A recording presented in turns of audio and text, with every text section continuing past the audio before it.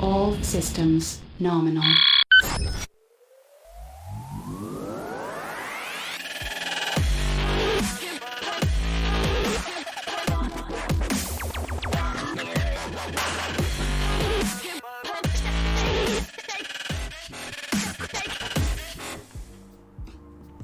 Hello, hello! Welcome once again to another episode of the Amazing Life Show. As always, it's always great to meet up with everyone virtually online because we still can't hold seminars or workshops in real life. That's why we are doing this online. So anyway, today we have a special lineup for you. We're gonna have a very special guest on my show. One of my very good friends when it comes to the world of photography. He is a very fun guy to hang around with, and he's a very quirky person. But we'll talk more with him later on, okay? Because right now I am gonna do a little bit of shout outs. Some of you guys who have been tuning in for the Amazing Live Show for the past few weeks, you probably know that I'm involved in this Support a Creator campaign, which I started, which aims to give some exposure to some of our artist friends who are facing some kind of difficulties because of COVID-19. So I really hope that everyone at home tuning in right now, or wherever you are tuning in right now, you are in a very safe place. You're keeping a distance from other people because we're still in phase 2 of circuit breaker. I just hope everyone's okay. So here's how things work. If you are on Twitch right now, you can see there's a chat window over there in the corner. Just type away and say hi. Tell me where you're from. If you're from Singapore, yay, because we're all from Singapore. But if you're from overseas, feel free to share with us where you're watching this from, because it's always exciting to make new friends, and I'm very excited to see more people from everywhere else tuning in to the show. So at any point in time you have any questions for Ivan or even myself, feel free to just pop them into the chat window, and we'll address them as soon as we can. So some of the questions that you may want to ask are gonna be really interesting, I hope. So feel free to just ask about things like technical stuff, but of course not too difficult, because we do have a small amount of time to play with. If we're gonna run like a workshop where we explain everything in detail, it will take more than just 2 hours, and we don't want to do that. Perhaps some questions that may not be answered during the show, we'll probably have to take it offline. So if you want, you can always send an email, and you can Satellite link established. reach out to me via my email. I just put a contact there as well. Now at the same time also, if you are running for or you want to have like photo critique or anything like that, you can just email me as well, and we can do a special episode on photo critiques as well. Or if you are looking for business inquiries, you can email me as well. Okay, so some of you guys first time here. Anyone, if you're a first timer here, let me just share with you my schedule. Satellite link established. So basically the Amazing Life Show runs twice a week, 2 hours each episode on average, and we tend to bring guest speakers from all over the world. So past guest speakers did come from places like China, countries like China, Luxembourg, Switzerland, Canada, United States of America, Malaysia, of course, Indonesia. I think that's pretty much it. Do I have anyone else? I can't remember. So many previous guest speakers. So if you are a first timer here, do say hi. At least I know where you're from as well. Just tell us which country you're from, and it'll be cool. Okay, so now I'm gonna get Friday to share my socials. Satellite link established. And there we go. This is basically my social media connections. Alright, so you can see where my website is. You can see what I do for a living here on my website. You can read my blog, which I have not updated in a long while. Sorry about that, but I've been quite busy, can't you see? Alright, so we also have got tips and tricks on photography. I do share them from time to time on my blog as well. You can see some of the past entries here. I can put them up on the links later on. You can also check out my personal projects or even my clientele projects. So personal projects like maybe my toy photography works, because I love to do toy photography. You can check it out here. You can also see some of my behind the scenes if you're interested to see how I do my photography works and things like that. You can go over to my website as well. I do include behind the scenes videos on how I do my shoots. And of course, this is my Facebook page. Okay, you can head over to my Facebook page and take a look at some of the things I put up. Latest updates with regards to what's going on in the Amazing Life Show are all placed here as well. You can see that events such as when we're gonna do our next episode of the Amazing Life Show, details are here as well. Okay, so in this case, I just announced to the whole world that yay, we are live with Joshua Loh, and he's gonna join us in a bit. If you want to connect with me directly, you can always go over to Twitter. I'm quite active on Twitter as well. You can hit me up with a follow. Let's interact, let's talk about photography, let's have a chat about anything to do with being behind the lens. Okay, and as promised, this is my YouTube channel. You can watch the past episodes of the Amazing Life show here as well. Last episode rather, we were on with Bobby Tonelli. The week before that, we had Richard Terborg from Netherlands. Netherlands, yes. We also have Dennis Dunbar from United States of America. We have Alex Chrysler from Malaysia, and Seno Hario from Indonesia, and many, many more. So you can see, in fact, we've got so many things going on in Amazing Life Show, including online workshops. Including online workshops and online seminars, webinars, and things like that. So just hit me with a subscribe so you can, keep yourself updated with regards to whatever I do on the internet. Okay, basically anything to do with the live stream. Okay, I also have Instagram. I'm quite active these days on my Instagram as well, so you can follow me here as well. You can take a look at my work. Once in a while I do IG live, although that's quite rare because I prefer live streaming on Twitch. And of course, if you're watching, that's quite rare because that's Twitchception for you. Okay, so this is my Twitch channel. Some of you guys have actually written in and asked questions like, what do I use for my gear? I have created a about page so you can see some of the things I use for my photography works as well as my computer specs, in case you are curious how I do things around here. Schedules up here as well, so you can see when's the next time I come online. But basically I come online on Tuesdays and Saturdays. So Tuesdays at 8 p.m. Singapore time and Saturdays at 5 p.m. Singapore time. Now, if you're keen to watch some of the previous episodes, you can watch them over here as well. It's just that Twitch sometimes, after a while, they'll just remove the videos. So that's why I put them up on YouTube for you guys to watch in its entirety. Now, of course, this channel is it's a personal project of mine. So if you guys want to, you can actually show support for the channel by doing a few things. So one of them is you can actually scan your QR code using your camera phone to be able to donate through Razor Tip Stream. So Razor Tip Stream is something very special because instead of just spending money from PayPal to show support for the channel, you can actually get Razor Silver points if you buy Razor Shards through Razor Gold. Now, I know it sounds like a mouthful, but it's worth it. I tell you, I can assure you it's very worth it, because once you receive those Razor Silver Gold or Razor Silver points, you can actually use them to accumulate them and redeem epic Razor gear and loot. More on that later, but otherwise you can always hit the follow subscribe button, which is on the top right hand of your screen right now. So at any point in time, if you want to watch the Amazing Live Show, or you thought you would want to watch the Amazing Live Show, when you follow or subscribe, you receive an email to notify you when we are live. Okay, so this is very cool, very, very useful, and very, very helpful. Oh, Chinian Boy, thanks for the follow. Okay. And of course, as promised just now, I just want to mention a little bit about what the Razor Tip Stream can do. Sorry, I sound a bit nasal because I'm kind of falling ill. You can actually get as much Razor Silver points for donations to the Razor Tip Stream. Very easy. 100 shards is just $1. It's cheap. Okay, so if you have enough Razor Silver points, you can actually redeem all these wonderful epic Razor loot, including games, keyboards, headsets, mice. And if you're a gamer, you will definitely want to have the unfair advantage by using Razor gear. And as promised, I also am running the Support a Creator movement, or a short campaign that I just started so I can show support for artists during this crazy pandemic times where, some people, they may be photographers in the past, or musicians, or freelancers, or whatever, designers, but because of the COVID-19 pandemic, they've lost a lot of jobs, and they decide to branch out into something else, like creating crafts or something like that, or illustrations, and basically finding alternatives to running a business that can hopefully supplement their income during these troubling times. So for this week, we have here Jovial Crafts. Okay, so I'm just gonna enlarge the screen better so you guys can see how awesome her artwork is.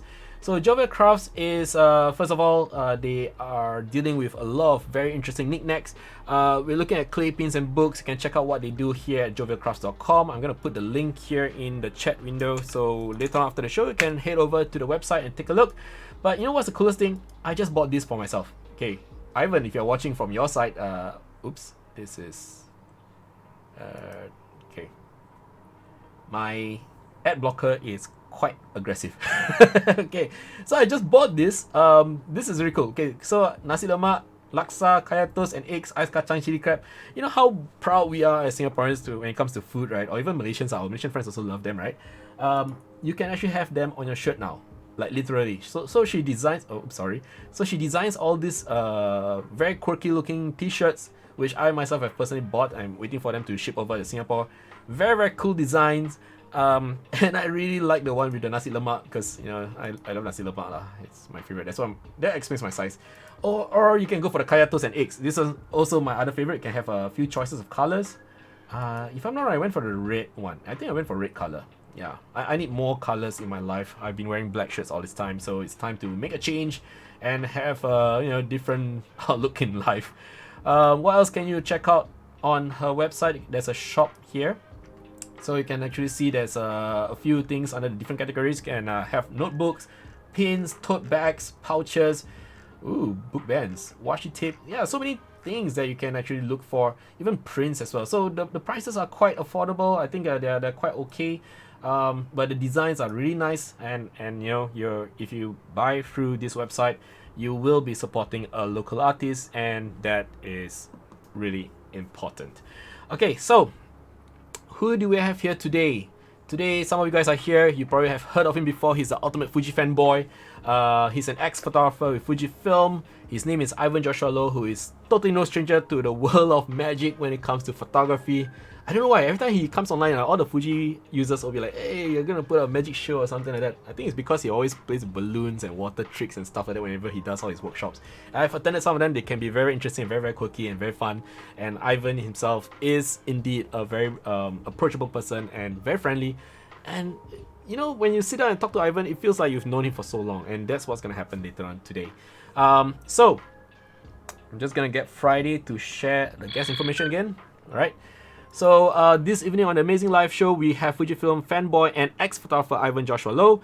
He is a commercial photographer based in Singapore, and he is also a Fujifilm X-Photographer. Basically, he's an ambassador for Fujifilm, who is very well known for his quirky and different approach through his lens. You've probably seen photographers who are very serious behind the lens, but he is like a bag of rainbows, really. So Ivan has always loved photographing people. As he would have put it, they are certainly the most fun, challenging, unpredictable, occasionally scary, and also rewarding to photograph. So let's take a look at his website here. So this is Ivan's website, his blog actually. So he does have a lot of articles. He's very, very hardworking. Puts me to shame. You see, my blog never update for so long. This is his portfolio, and we'll explore that later on when we have him share and talk more about his works. And also, for some of you guys, you probably do not know this, but he is the man behind Fuji Fanboys account on Instagram. You can see so much love for Fuji gear. Yeah, when I look at his Instagram, I just go like, oh man, I just gotta pick up a Fuji camera myself. And that's what happened because I bought my niece a Fuji camera. I can't remember the model, but I did. And this is like the ultimate, okay, I won't call it poison session, but he really, really influenced me to make my purchase. So if you guys are looking for a new camera, you need someone who's got a very deep understanding of how Fujifilm cameras work. And if you are looking to switching over to Fujifilm, you can head over to Fuji Fanboys on Instagram and take a look at what Ivan has to share. Alright, so let's take a look. Before we bring Ivan on the show, let's take a look at some of the things that he has done previously. Alright, stand by.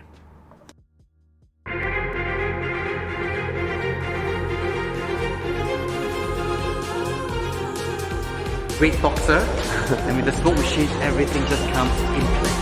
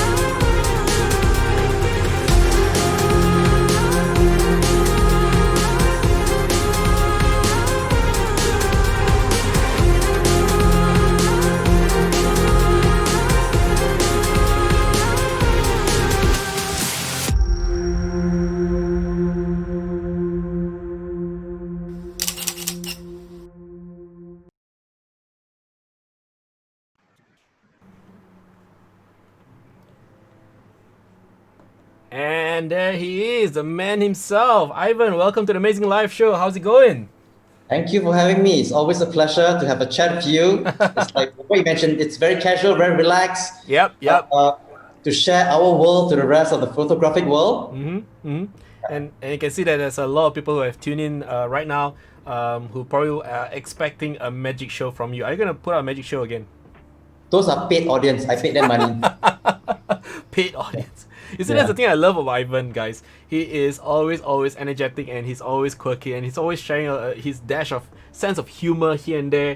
And you know, he just puts people at ease, and that's why I love working with Ivan. Ivan, Yes. with COVID-19, have you been stuck at home, or have you been shooting again?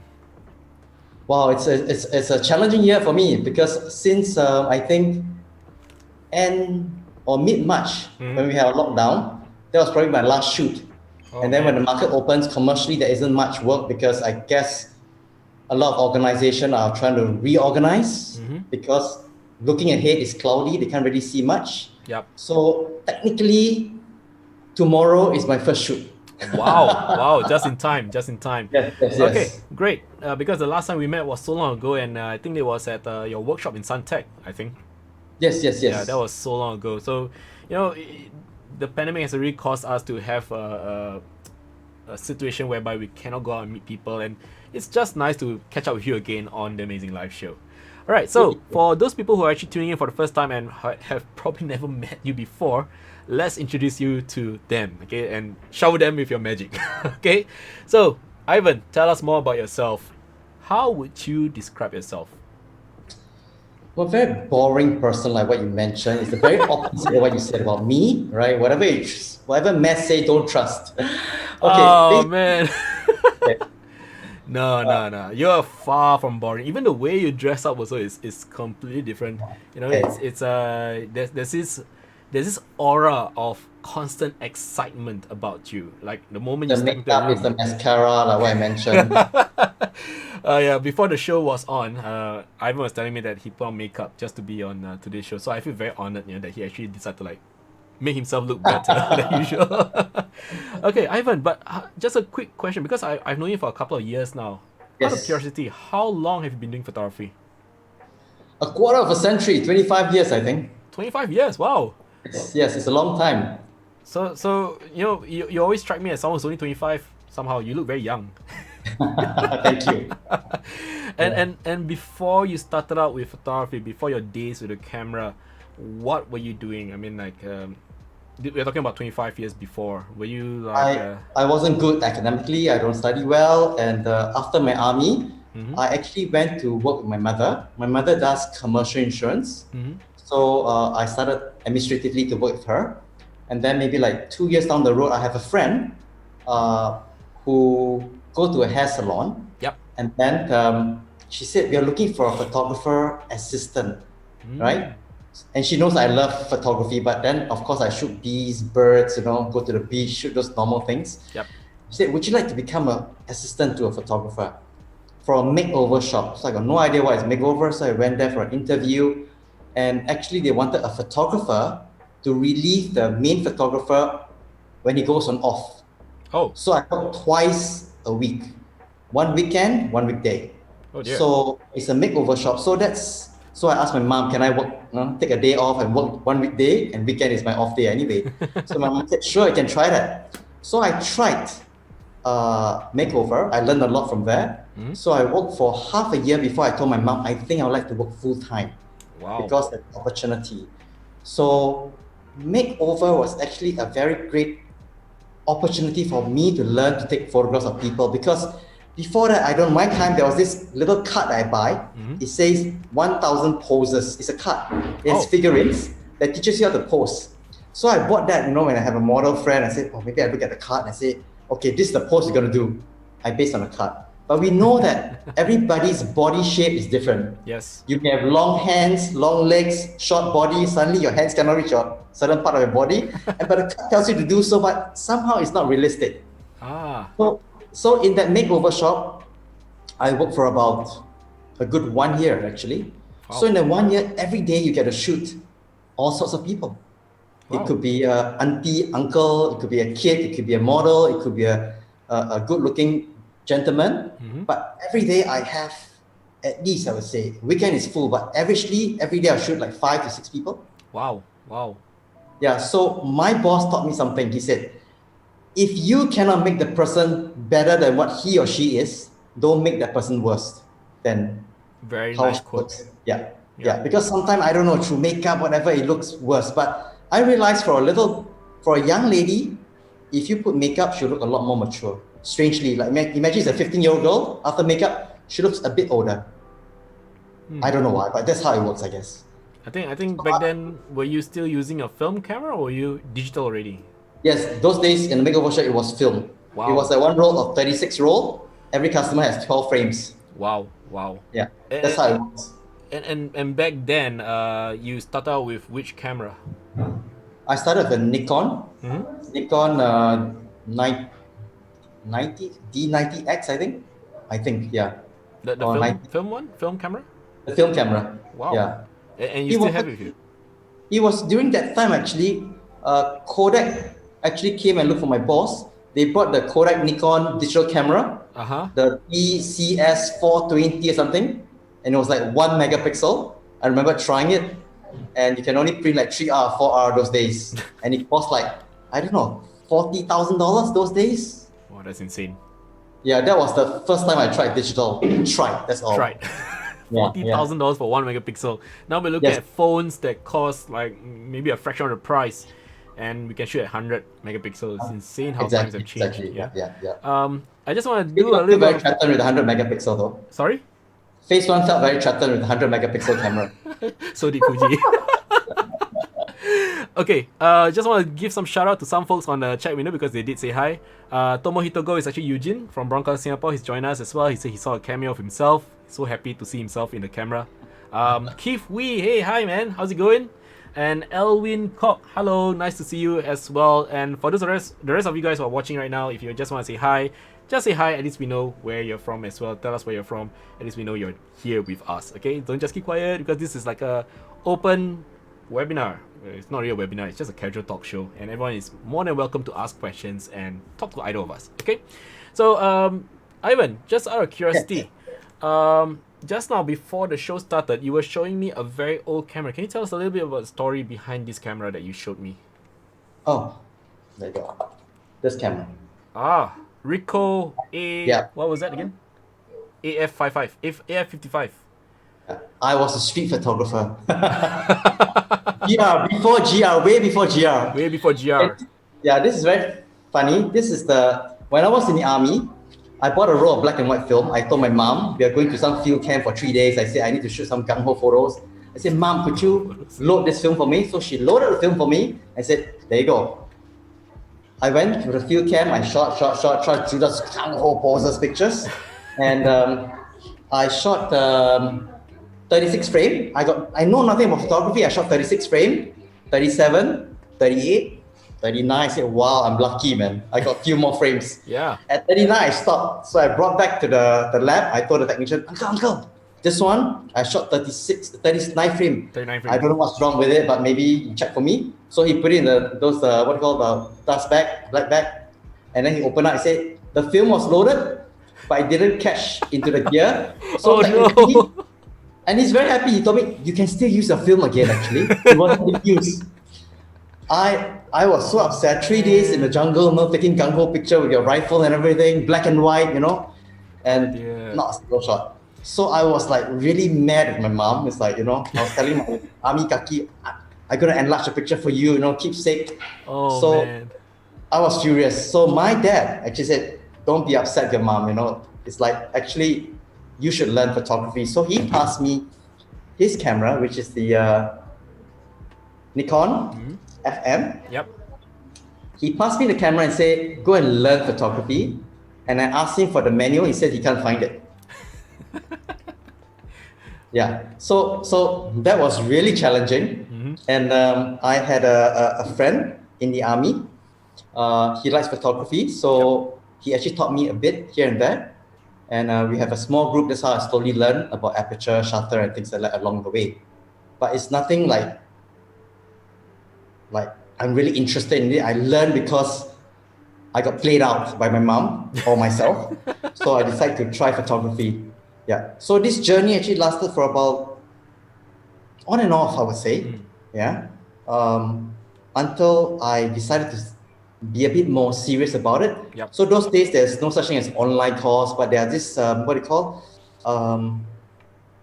Distant learning. I don't know what you call it. Distant learning. It's distant learning. It's like you sign up with the New York Institute of Photography, and then they send you books or notes. Yeah. So you do your project, you print, and you mail back to them, and whoever is taking charge of you will do a recording on a cassette tape actually, and you get to play back what he or she, for my case it was a lady, comment about my photographs. So the whole process was actually very slow.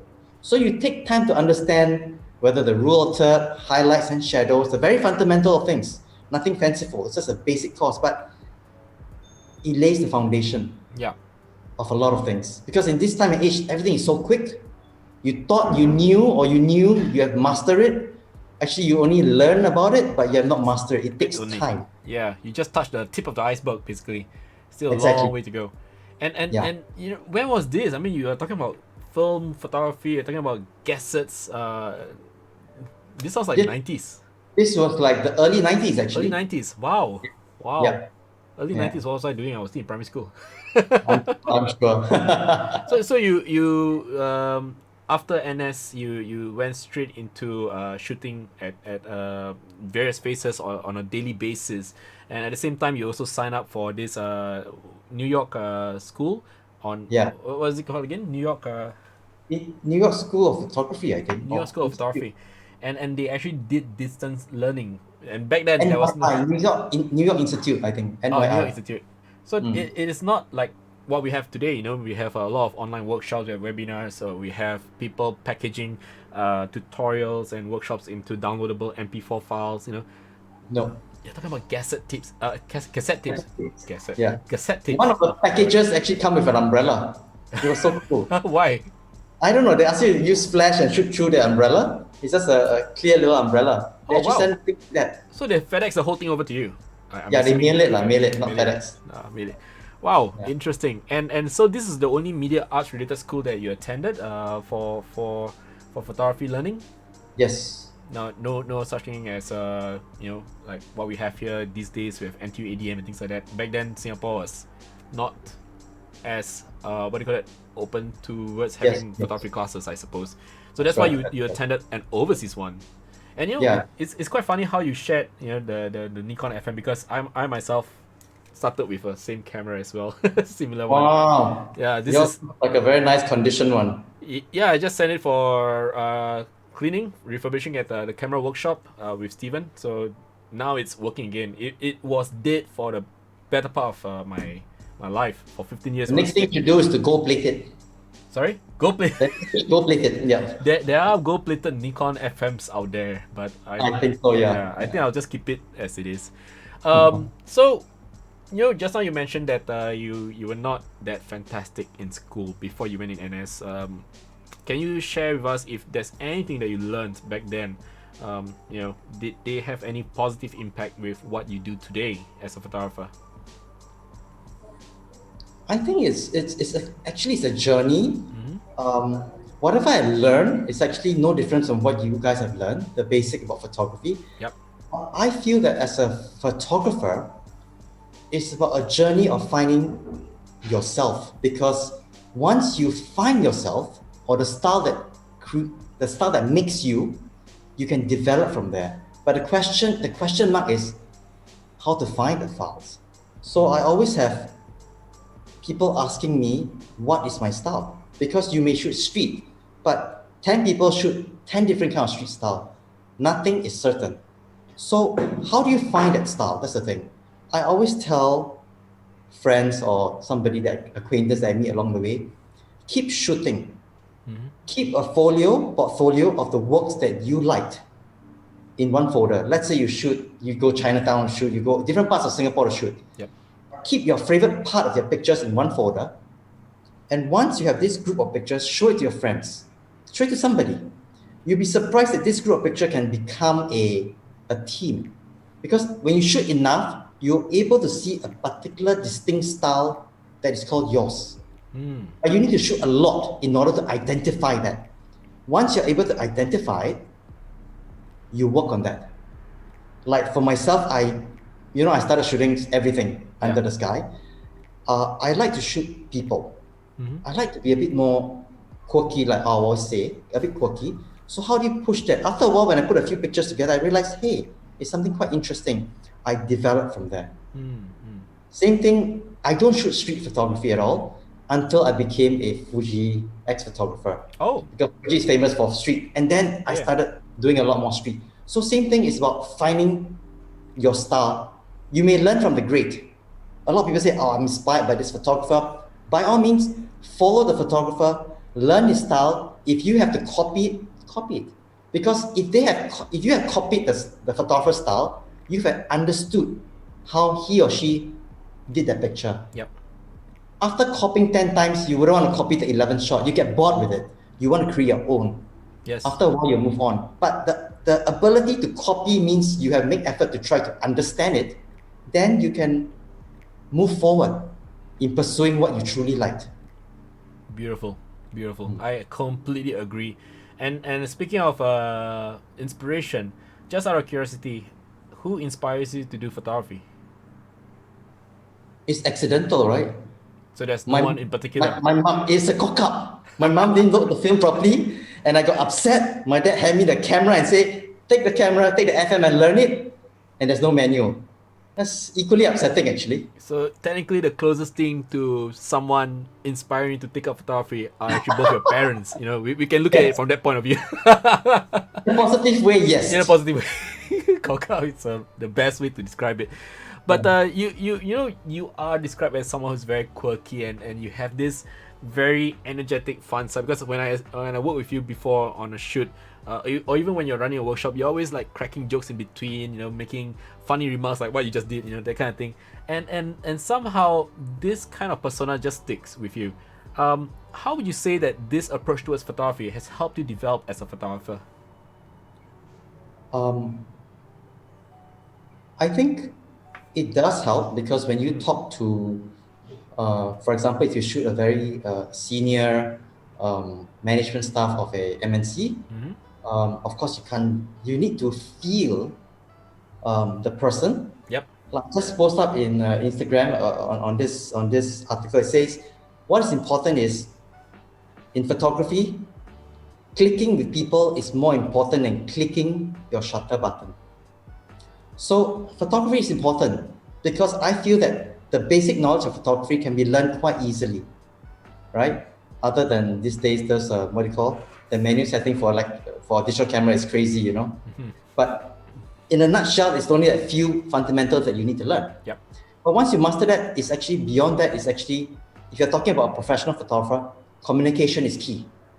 How you sit down and have a chat with that person, finding an angle or finding something that's common to chat more.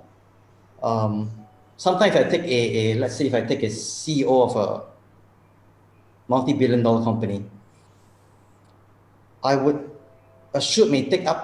profile shot may take up to, it depends on the person actually. There are two types. One who say, get it done and over with. Yep. So those are that doesn't really care, how I look. And there's some who truly love how he or she should look. Sometimes the shoot, just a profile shot may take me 1.5 hours to 2 hours. Wow. Because it's about talking, chit-chatting, and then when we shoot the picture with Teta, I show him or her, what do you think? Should we try another tie? Should we try another jacket for the lady, for example? Let's have a look. He said, yeah, why not? So they tried the second jacket, and he said, no, maybe the first jacket is better. Maybe I agreed. I said, yeah, let's try the first jacket. And then let's work on the smile now. Maybe this angle doesn't look. Maybe we need to change the parting of the hair. Yep. Yeah. So, and also I feel when I started photography, it's like we always like to say smile, 1, 2, 3, smile. But I realized that not everybody could smile. That's true. Right? There are situations where the person cannot smile. Try not to force a person that cannot smile to smile because it looks terrible. Work on the other way. The quiet side of the person, they may not smile, but maybe the eyes are it tells a story. Then work on the silent part of the person. It doesn't have to smile. because there's many side facets to a person. So you're supposed to look for the best angle. So take time, if you have time, to communicate. So communication is key in photography. Agreed. And I think at the end of the day, it's about understanding your subject better rather than just thinking just about your own vision per se and just forcing it onto your subject matter. Because the picture will show whether the subject is comfortable with you being the photographer in the first place or not. Like a forced smile, for example, and you can see the strain and everything, and the expression will just be soulless, I think. Yeah. Yes, there was one situation where I did a setup with the corporate pictures of like maybe 3 person in the front and 4 people standing in the back. I was doing the setup. They have a meeting. Once it's done, they say they come over and do the shoot. So when I got there, I said, just arrange them, sit properly. I did. I find 2 shots. And the CEO said, are we done? 2 shots. Wow. So it was like, sometimes it's like, you're caught off guard, right? So I said, a few more shots. So in the end, I shot like maybe close to 20. It was stressful too. It was stressful. Yes. So when everybody left, then there was this one Caucasian gentleman. I said, how was the meeting? He said, it's just another talk fest. Oh dear. I guess that's the corporate world. I think everybody's stressed up. So that kind of like rubbed off for the shoot, because it's just unfortunate that maybe they didn't have a very nice meeting beforehand, and then they walk into your set looking all grumpy, and that does affect the mood and atmosphere. I'm sure, but you need to you still have to be calm and get the job done. Yes. So thankfully the job was a beginning of a lot more job though. Oh, that's just good. the first shoot with them, yeah. So it was good. Oh, excellent. And I think you the way you carry yourself, you somehow can still inject some kind of positivity into the shoot. Otherwise, if you decide to follow the negative mood, then that's it really. A photo shoot, you can just call it a day already. Yeah, we try. And now I'm just curious. Basically, one big question that I want to ask you is, because when you first started out, it was just portrait photography, for fun. You sure it's one big question, huh? After that come up 2 big questions or 2 small questions or 1 big question. You need to be certain about this. The rest will be sub questions. Yeah. Okay, so this one is like a buffet lah. So you take the big one first, then after that you take a big small one, yeah? So Sure. Big question. Why commercial photography? Remember I said I went for the course, the distance learning course? So they actually talk about history, about photography. They talk about journalists. They talk about a bit about nothing to do with photography, but history of photography. Oh, okay. So like whether you're a journalist, whether you are a portrait photographer, whether you are a wedding photographer, So I distinctly remember this. The highest paid photographers are commercial photographers. That's it. I love your honesty. So that's it. So that's the way I would go. Yeah. If you want to make a living. Yeah. For those out there, it's a big world, but the money is getting lesser though, but it's still, I think, the best market to go to, followed by maybe, I think, wedding, because people do get married, they need to get pictures. Although right now, because of COVID, we're not sure whether there's still wedding events allowed, so that's going to be a bit of a challenge. Yes, yeah. The climate is changing, but commercial, that's the reason why I got into commercial. Because I was working for about 1.5 years in a makeover shop. Yep. And then I left. And then with a partner from the studio. So both of us came out and we started. And it took me, those days, film days, it took us about 2 years to so-called establish ourselves, because in commercial photography, you need to build portfolios. And it's really the narrative is great. It's like, imagine somebody came to me and said, I want to do some catalog pictures. Do you have pictures of socks? It's like, what? Socks, So you don't have portfolios, right? Yep. So you need to build up to a substantial amount of different kind of works to show your credibility before you can actually talk to somebody. Yep. So it took me and my partner probably 2 years of building product shoot to show that we are quite okay to use us. So it was quite a long journey. Nice. Okay, so let's take a look at something a little bit more fun. So big question again. What's in your bag now for photography? Wow, what's in my bag? I'm looking for my bags. Yeah. Other than the one Nikon and one Ricoh, yeah. Those are yesteryear's one. Yeah, all of it is like Fuji stuff, you know, as an ex-photographer. Yep. In my bag right now, like tomorrow for work, I'm just using my GFX to shoot, an X Pro 3. I'm a big fan of rangefinder style camera, Oh, wow. so-called the hybrid viewfinder. I like it. Yep. So basically, that's in my bag: a GFX 50S and X Pro And 3. I suppose you have a whole list of Fujinon lenses to go along with the GFX. Oh yes, definitely, yeah. And Yeah. which lens is your most go-to lens? For the X series, which is the APS-C sensor, I would go for the 23, because I like to shoot street now because of Fuji. So the 23mm f1.4 is still my favorite. Yep. Same with the GFX, the GF45mm, which is also the 35mm equivalent. So the both lenses, whether the GFX or the X series, both are 35mm equivalent lens in full frame format. I just love that focal line. Yeah, because it's like the best compromise. I can do street, I can do a little bit of documentary portrait. Yeah, So it's so quite these are my versatile. two. This focal line is my favorite. Yep. And which software do you use to do your post-processing for your professional work? Basically, just two software.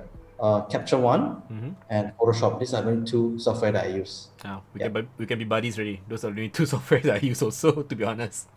And so it's only recently, like I don't know, 1 or 2 years ago, before Fuji or Capture One supports Fujifilm. Yeah. 2 years I ago, was I there. would say that I use 3 software. Yep. I use Lightroom. Yeah, so I will shoot Tether via Lightroom and open in Capture One. Champion, right? Because I cannot Tether Fuji via Capture One because it's the gold standard. Yeah. For people in the commercial world, it's the gold standard, we use Capture One, right? Nice. But because I have to use, I love Fujifilm and there isn't tethering, so via Lightroom. This So was it. Lightroom is a great software for tethering only. I remember because we were at a workshop together and you were doing a lifestyle fashion shoot live in front of the audience on location, and I was having a segment because you invited me over to give a talk on Capture One, and I recall, back then we missed the launch date by I think 2 days before they released the patch that allows Fuji to be tethered to Capture One. Do you remember that one? I think so. It was quite hilarious. So, but it was good to see that now Capture One actually supports Fuji files, because I can see the difference. Because I recall you lending me the XT2 once, and I had so much fun with the camera because it's so light. It's like you said, the perfect combination for street photography. And I think it had a 23mm on it as well. So I was going around shooting and stuff. And I was like, this camera is nice. It reminds me of my Nikon FM2. It's lightweight and it's very subtle. When you go out there in the street, you want to take photos of people. You do not want people to look at you funny and go like, hey, look at that, this guy, time to call SG secure, In this case, it was very subtle. So thank you so much for that opportunity. And like you said, I think I completely agree with you. You mentioned before that when you run the images in Capture One, that's why you prefer it in the first place. You can see there's a very big difference as opposed to using other software to get the colors right in Fuji, which is fantastic. And now Fuji files, you can actually apply the Fujifilm simulations on your raw files as well. Brilliant. Exactly. Yeah, brilliant. Okay, so curious. Your Fuji Fanboys project. What's it about? I guess when you have too much time in your hand, no, just kidding. No, I guess it all started with the love of trying to weave the community together and bringing people that love the brand coming together. I felt that I should have a simple platform for a start first. I have my blog, but I thought I should start one on IG, which I'm very slow at. I just started like maybe, I don't know, less than 1.5 years ago. Oh, and so many followers already. About 16,000. 16,000, yeah, impressive. Yeah. So it's just basically putting people together. As I post something, I'll ask the community to help share why you love or why you hate about this new camera. So it's actually there's a lot of buzz inside of there. People will comment like, I used this before, I didn't upgrade, I wanted to upgrade. there are reasons, everybody's reasons are different. Right. There are no right or wrong to it. But True. when the community share, it helps them to see clearer whether they should take the plunged or should they buy a used set, for example. So it's about a community of helping one another. That's good. That's good. And Yeah, I mean, it doesn't have to be just Fuji fanboy. It could be any photographic community. It's about helping one another. Should I get this lens or should I get the other lens? You know, sometimes there are budget constraint. You know, Yep. like I recently did the second Fuji fanboy best of show competition, and there's this African guy. His picture was lovely. I think he came in 5th position. Wow. And I will always ask them for the camera, the EXIF data. So his EXIF only show the camera, but doesn't show the lens. So I said, what lens do you use? So he told me it's a Nikon something lens. Then in the end I said, what model is that? You know, I just need to put it for the exhibition purposes. I don't know what it was actually. So in the end, I had to Google it. He showed me a photograph. It was a very old lens that his friend bought from the US for like $10 and sent it to him. But his pictures are amazing. You know, awesome. It's actually the person behind the camera that makes a lot of difference. I agree. Yeah. Yeah. So this Fuji fanboys, I think it's testament to your ability to bring people together for creation of communities that pretty much look after one another, and the openness, the exchange of information across the board, like what to buy, what not to buy, it's more authentic because, you know, unlike referring to paid reviewers, you are actually sharing your own experience and having the community to share their own experiences, and some of them may not be in favor, but some of them may be in favor, but that lends to the authenticity of that community, and I think you've done a great job at bringing people together. Thank you. Okay, so I'm just curious. Just now we talked about how you started out and all that, but you know, when we look at your commercial work, do you actually do commercial work extensively on film, and back then prior to switching over to Fuji, using any other camera? Yes, I started with I guess photography is a journey. I started with Ricoh. Yeah. Yeah. I started Ricoh not taking a single shot actually. I started Ricoh but not taking a single frame. Love that story, by the way. True, right? Yeah, I started Ricoh, not a single frame, and then I switched to my dad's Nikon FM. And from there, I started using Nikon. Next camera was the Nikon F90X. Yep. And my first makeover place that I worked for also uses Nikon, so I stick to that. Yep. So when I came out to do on my own, for whatever reason, I shift to Canon. Okay, and I started using Canon for a while. And those film days, commercially, you need a medium format. So I took a loan from my mother and I bought a Mamiya RB with I think 2 lenses. That's how I started. So I started shooting film. Nice. So I start RB, RZ, 645, Mamiya. Those are great system. And then I still use my Canon. And then the 5D came about. No, my first digital camera was like, it's been that long. Canon D60 or 60D? 60D. D60. I think 60D. Because D60 is a Nikon way of model. Yeah. Canon's So- D is what's behind. Yeah. So it was a lot of money. It's like $4,000 for a 6 megapixel Canon camera then. You know? Oh man. Yeah. So it's like, can you imagine a Mamiya body is like 3,000 plus and this is like $4,000? Oh, that's insane. Times have 6 changed. megapixels. So because the other range, the so-called DSLR type is the Kodak Nikon version, which is like $13,000-$14,000. It was expensive those days. Yeah. It's insane. So I started Canon, and then I shoot medium format, and I also from there I move on to 1DS, Canon 1DS. Yeah. Old school. Yeah, 1DS. Yeah, 1DS. They got 2 versions, 1DS and the non-S. Yep.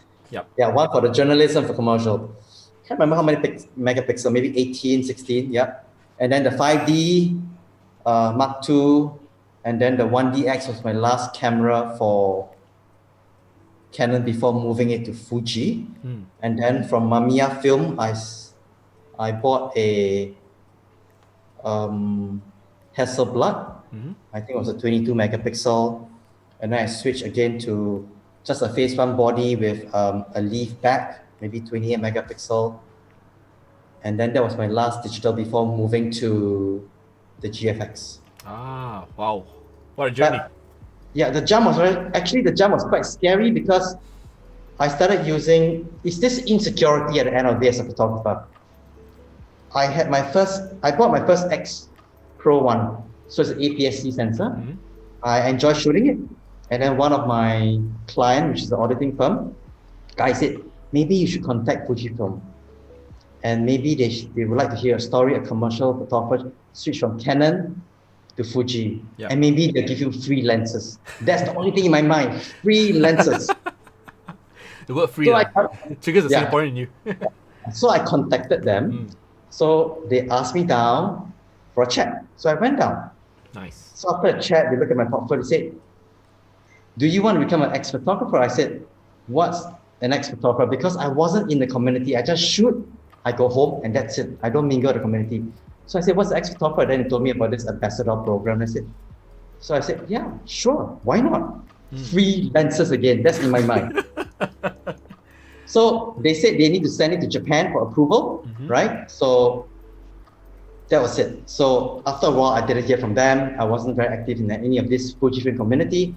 So I presume many people have applied for it. Maybe the standards are really very high. Yep. Nothing happens, right? So that was it. Until like maybe 4 or 5 months later, or 5, 6 months later, a friend said, I met this Japanese guy who just came to Singapore. Maybe you should meet him. I said, why? He said, just have a chat with him. I said, yeah, sure. So I guess the same thing came back again. Free lenses. So I met up, okay? This gentleman, his name is Kitaro So, okay? Kitaro. Yeah, So-san. So I met up with him and then I have a chat and said, show him the portfolio. He just arrived in Singapore like maybe a week or something. We met up at the old Funan, the old Funan? Yeah. So we have a chat. So he said, I love your works. And he said, have you applied to become an expert? I said, I did a couple of months ago. I guess they said they need to get approval from Japan. I said, maybe my standard didn't meet the criteria, So he said, no problem. It should be okay. No problem. I approve. No problem. Wow. So I said, don't you have to check with Japan, to get it approved? Then he just said, no, I approve. I approve everything. No need to go to Japan. No need to go to Tokyo. I'm in charge. Yeah, Japan came over to you. Yeah. So the rest was history. So I guess I always tell a lot of people, many ask, how do you become an ex-photographer? I said, there are many great photographers in the world, right? We have met many great photographers that is probably much better than our skills. But they're very humble. They just do whatever they are. Yep. For certain people, it's just that, like myself, the stars align. Yes. And your opportunity give it to you. Not because I'm better or anything. Just like there are like many great singers, right? Yep. Sing as well as those mega stars, but the stars doesn't align for them to shoot up. That's about it. True. But that doesn't mean that they are a bad singer. So I got to know him. I became an ex-photographer. The question is, I wasn't confident to jump full-fledged into Fujifilm because it was APS-C. So I still kept my phase one lead medium format as a backup. So when I do shoot, I always bring the camera just in case I think they need a bigger file. I'll fall back to the medium format system. Yep. So I only saw the system when the GFX came. Yeah. So I guess it's about having the right tool for the right thing. Yep. Brilliant. No? Brilliant.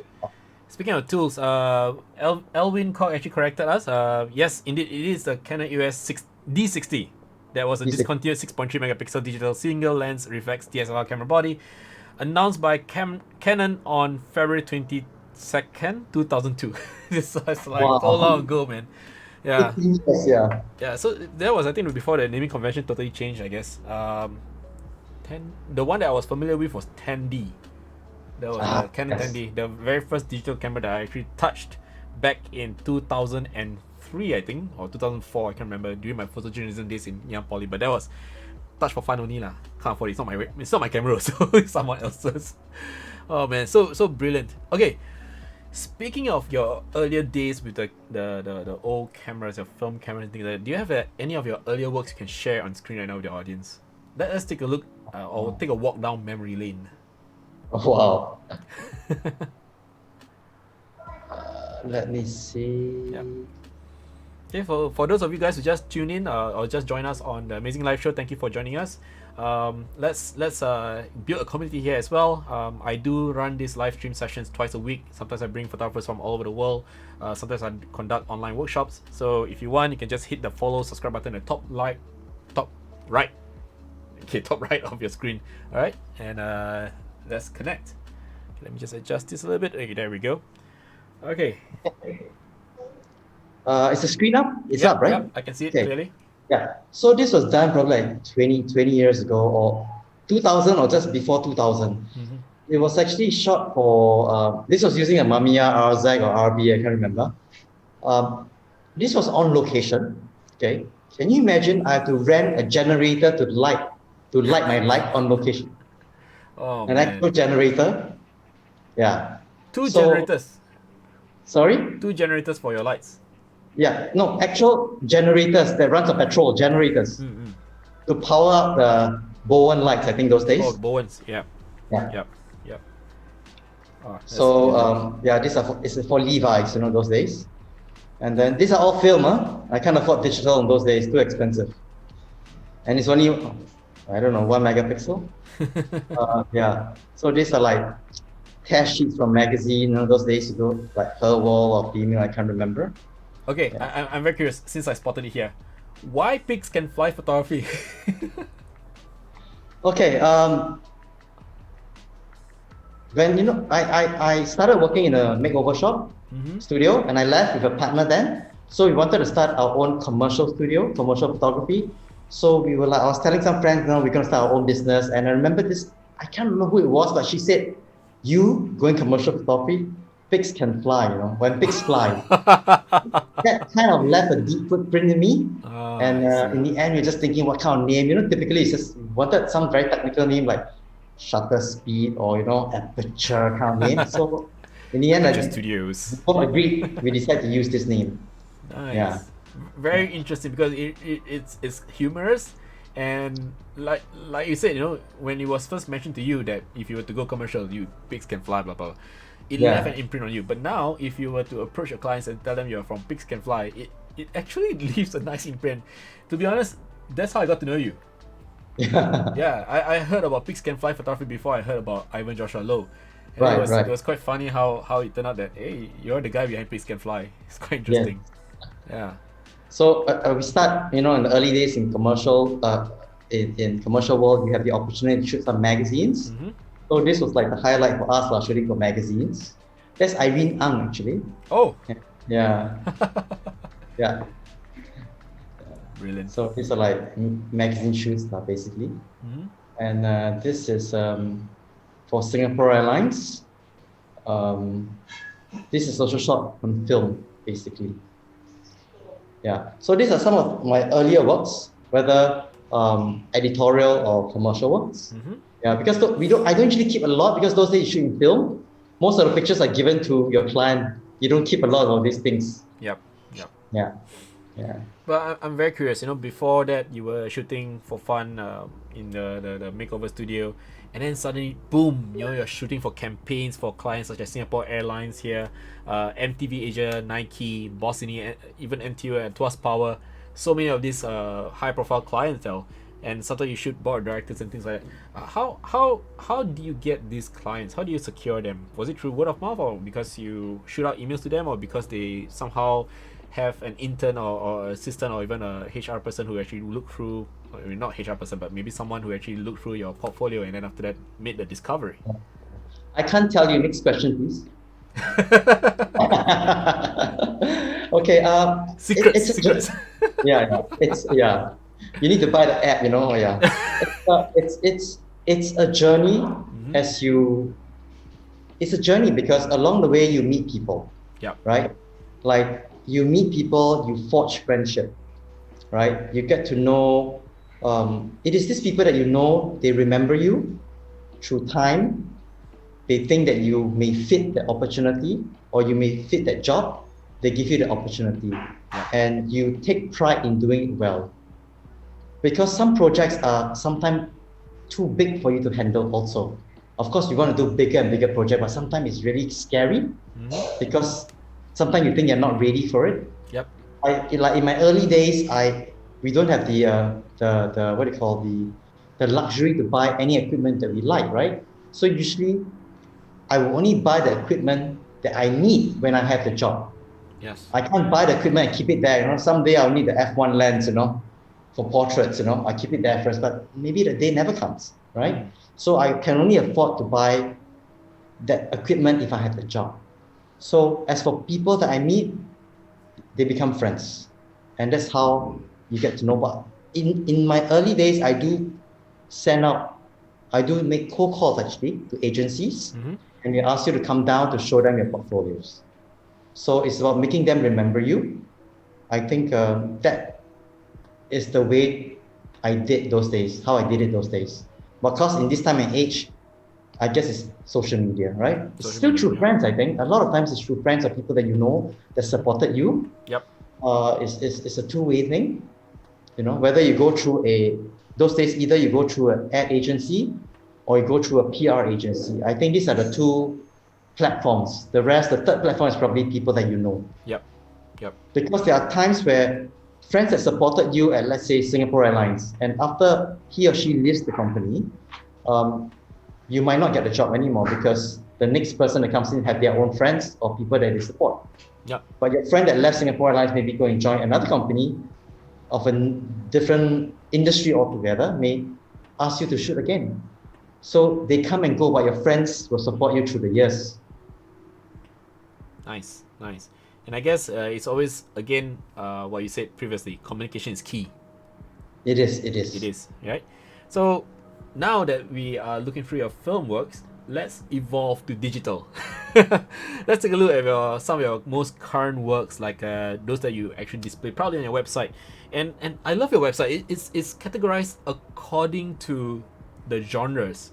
It's very neat and orderly, and I guess this allows potential clients to look through your portfolio easy because at a glance, I can find that you do food and drinks.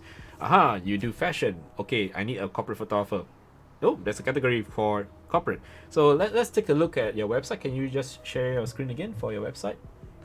Because I have to say this, amongst a lot of photography websites out there, I think yours is the most carefully curated and categorized so that it's easy for potential clients to see what you have to offer. What Matt just said is a paid commercial advertisement. I don't no way. Yes. For those who need more, please contact him. Yeah. Actually, I can do like copyright advertising on via live stream. Yeah. Michelle, hi, welcome to the channel as well. Thank you so much for joining us this afternoon, or is it evening already? Yeah, it's 6 p.m. It's evening already. We have here Joshua Loh, an ex-photographer from Singapore. He's also a commercial photographer, and he's very well known for making a lot of funny remarks during my live stream. Yes. Okay. It's up, right? The screen. Yeah, I can see it. Okay, good. Yeah. So basically, this is my website. This is what I do. I also specialize in passport. Actually, nobody knows about that because a lot of friends will just knock my door. Yeah, I bought you some kueh, By the way, can you do a passport for me, please? Yeah. Then you say, okay, I'll take out all my few $1,000s worth of gear to shoot one passport. Yeah, I do passport too, at home. Yeah. I'll be sure. Do you get that too from your friends? Sorry? Do you get that from your friends too? Yes, but they asked me for, whether I can do cosplay shoot instead with passport. Your ICA will never approve. Okay, so I basically put them into this few categories: fitness and sports. I do portraits, a bit of fashion, corporate photos. Food and drinks are basically F&B, Yep. These are some product shoots, lifestyle, architecture, interior, pets and the human. This is something that I do on the side. It's called Calling the Shot. We'll talk about that later. Yep. For sports and fitness, as you can see, like this shot, it's actually for the launch of the Fujifilm X-H1. So Eugene was there to help me with this shot. So it was raining actually, so we waited for quite a while before we actually did the shot. It's only one light, one brown color, maybe Ceros, I think, yeah. and with the XH1 and a 23mm lens. So, yep, just one light. That's all. Crispy and clear. Lovely. Yeah, it wasn't difficult. So the only advantage that I had on that day was the overcast. So I'm fortunate enough to have the overcast, and I could just control the background a bit better by underexposing the picture maybe 2 stops. Yep. So I can pull out the colors, or so-called the drama behind the background. Yeah. I mean, if it's a clear day, then I don't think it's that as dramatic as this picture. Yes, I agree. Yeah. There's so much grittiness in that shot. You know, you can really sense the urgent call that she's answering to represent her spot. Yeah. You see this little droplet here is actually the water droplet on the lens over here. Yes. Yeah. But that lends itself to the image. Yeah. The lens. So this is a workshop that I did in Prague. Oh. I actually asked for a ballerina and a boxer. The ballerina didn't turn up. How cool is that? Oh, wow. Yeah. That's sad. Yeah. This is for a client who want to shoot his race car. Wow. Yep. Here's some yoga shot for resorts. This is a wide angle shot. Shot with 3 Shiros too. Yeah. This is a new wide angle lens for Fuji. This is for exhibition. Oh, that's pretty cool. Yeah. So you actually froze them with shutter speed. Oh, I remember this one. Yes, yeah. Yeah.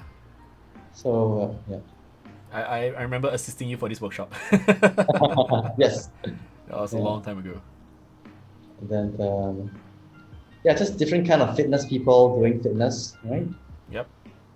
And this one is like, when I was there, I wasn't sure. All I know, he's a para athlete. So he plays badminton. So, sometimes when you reach the ground, you have to spend a bit of time to think through. Of course, in photography, you always plan your idea before. I've never been to that stadium, the badminton hall. So all I thought in my mind when I did my research was maybe I shot him near a net to create some dynamic range, dynamic angle. Yep. So when I got there, I looked around, I was like, wow, it's tough doing this shoot. So in the end, I decided to ask him to come closer to where the arena is, so I can stand up like half a level up, half a meter up or a meter up. So I asked for a lot of shuttlecocks to make it more dramatic instead of him just playing shuttlecock in the game of badminton.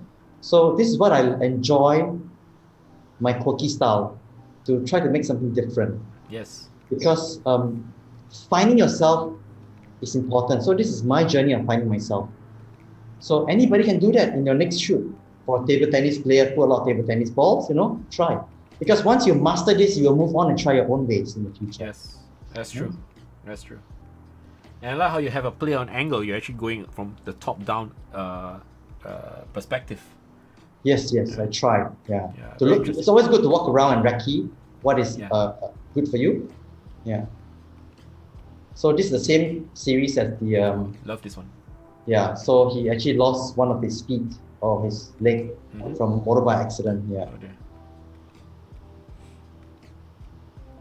And then let's see. Okay, portraits.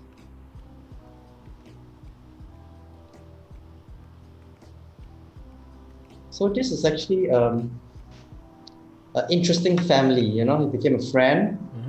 He's also one of the director for MNC. So he's introduced by a friend. He said the boss wanted to do a family portrait. Yep. So when I got there, I looked at the place.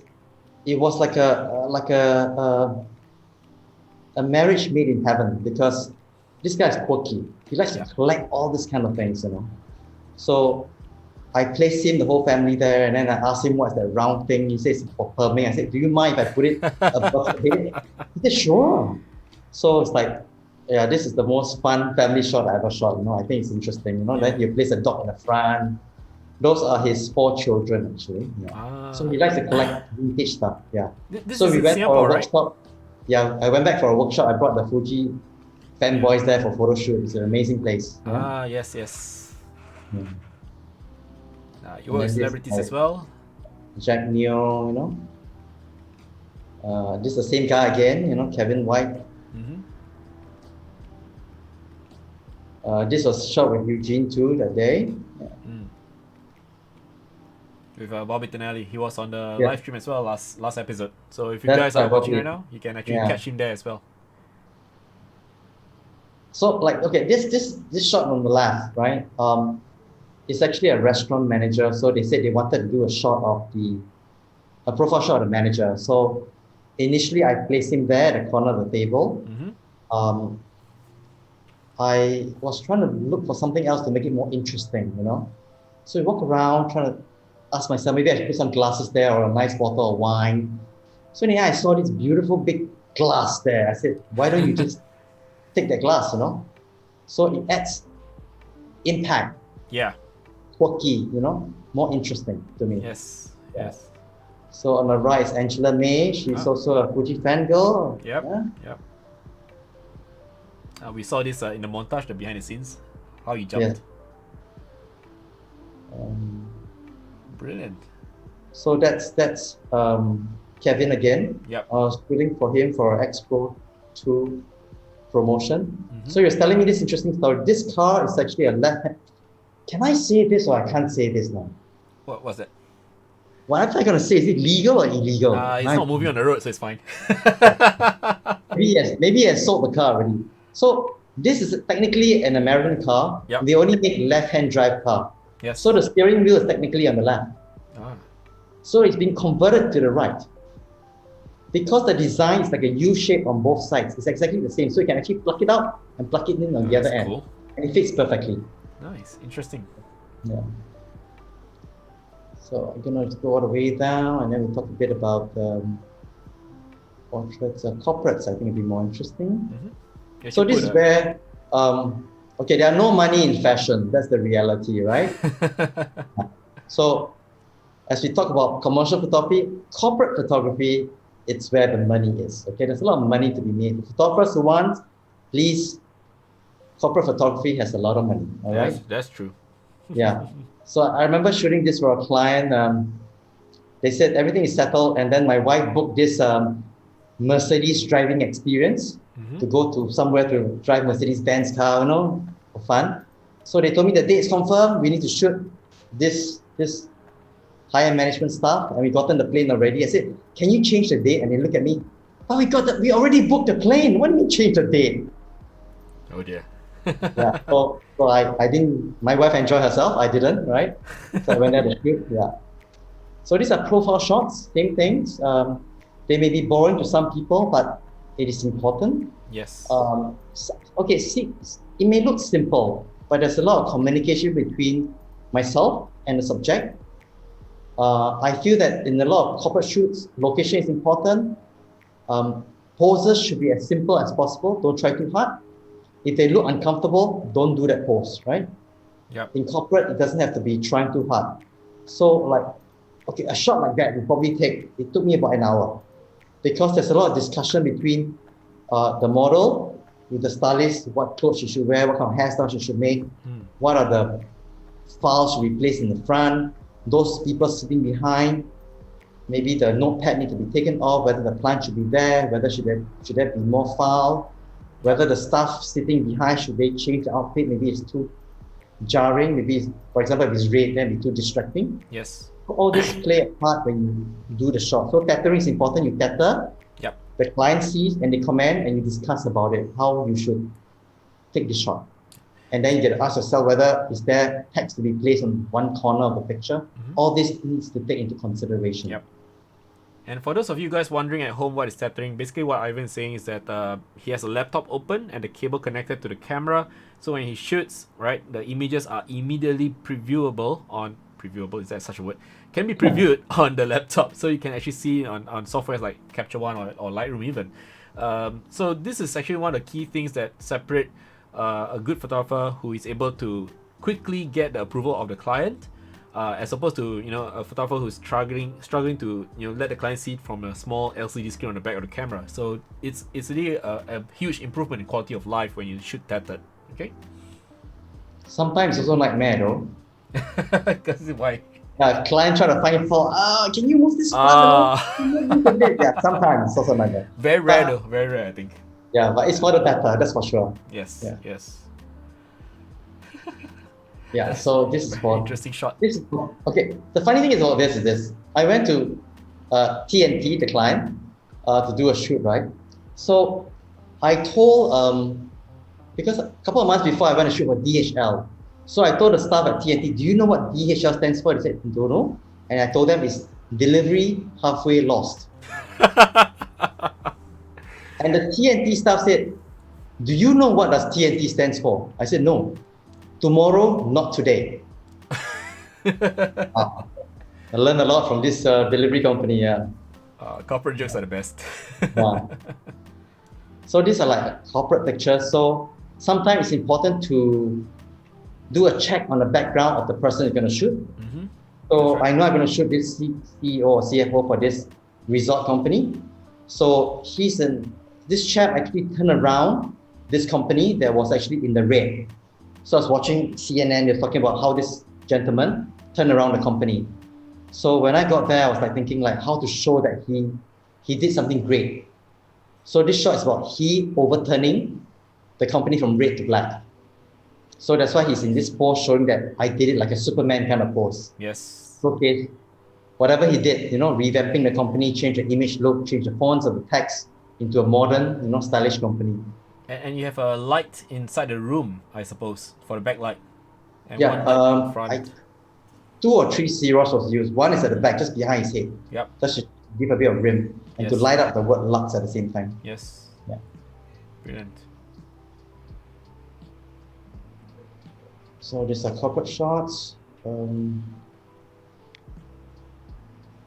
Oh, yeah, So DHL. corporate shots is something that you don't have to work too hard, but find the right position. Lighting is fun to play with corporately, Yes. whether in their conference room, most of the time. Yeah. But you're absolutely right. I mean, corporate, you don't really have to put so much effort in the posing, as opposed to fashion. But Yes. that's where the money is. But that's where the money is actually. That's where the money is. Yeah. But fashion is fun. Once in a while you do it, it's still fun, right? Yes, yes. For your love for it, you like to see, for ladies photographer, you can see handsome guy. For guys photographer, you can see pretty models. Mm-hmm. Yeah. Oh no. Okay. So, Ivan, is your camera okay? You suddenly look like you got snapped by Thanos. Now you're okay. Right? Just now there's a lot of fuzzy feedback. Okay. Should be alright. Okay, Okay. that's good. Love your portfolio. Oh, toys and product. I'm a toy photographer, so I got to see this. I'm very curious now. big toys. Big toys. Big toys. Yeah. My toys are big toys. Yeah. Ah, lovely, lovely. Let's take a Yeah. look. Yeah. Oh, that's a Big Supra. toys. Yeah. It is shot in Fortune Center, not Mount Fuji. Yeah. So you just shop that in. I Yes. suppose. Yeah. Oh, but brilliant. Fortune Center. Yeah. Yes. So these are different kind of toys. Yeah. Mhm. Yeah. I love this one. I saw this one. You shared this on the Fuji group, I think. Yeah. Absolutely brilliant. I was told when I shot this, the BMW director saying, this car is called saucy because there's a lot of mustard, some tomato sauce, chili sauce, ketchup. Yeah. Yes, it does. A saucy BMW. Yeah. Oh. This is the one I did together with Bobby Tonelli. Yeah. Yep. He has a love for his Triumph bikes. Yes, they're beautiful. Yeah. Yep. These are the kind of toys that every man wants to have and every boy aspires to have. The giraffe or the car? The giraffe, of course. Yeah. Needless to say, the giraffe. It has to be Yeah. the giraffe. Yeah. Oh man, brilliant.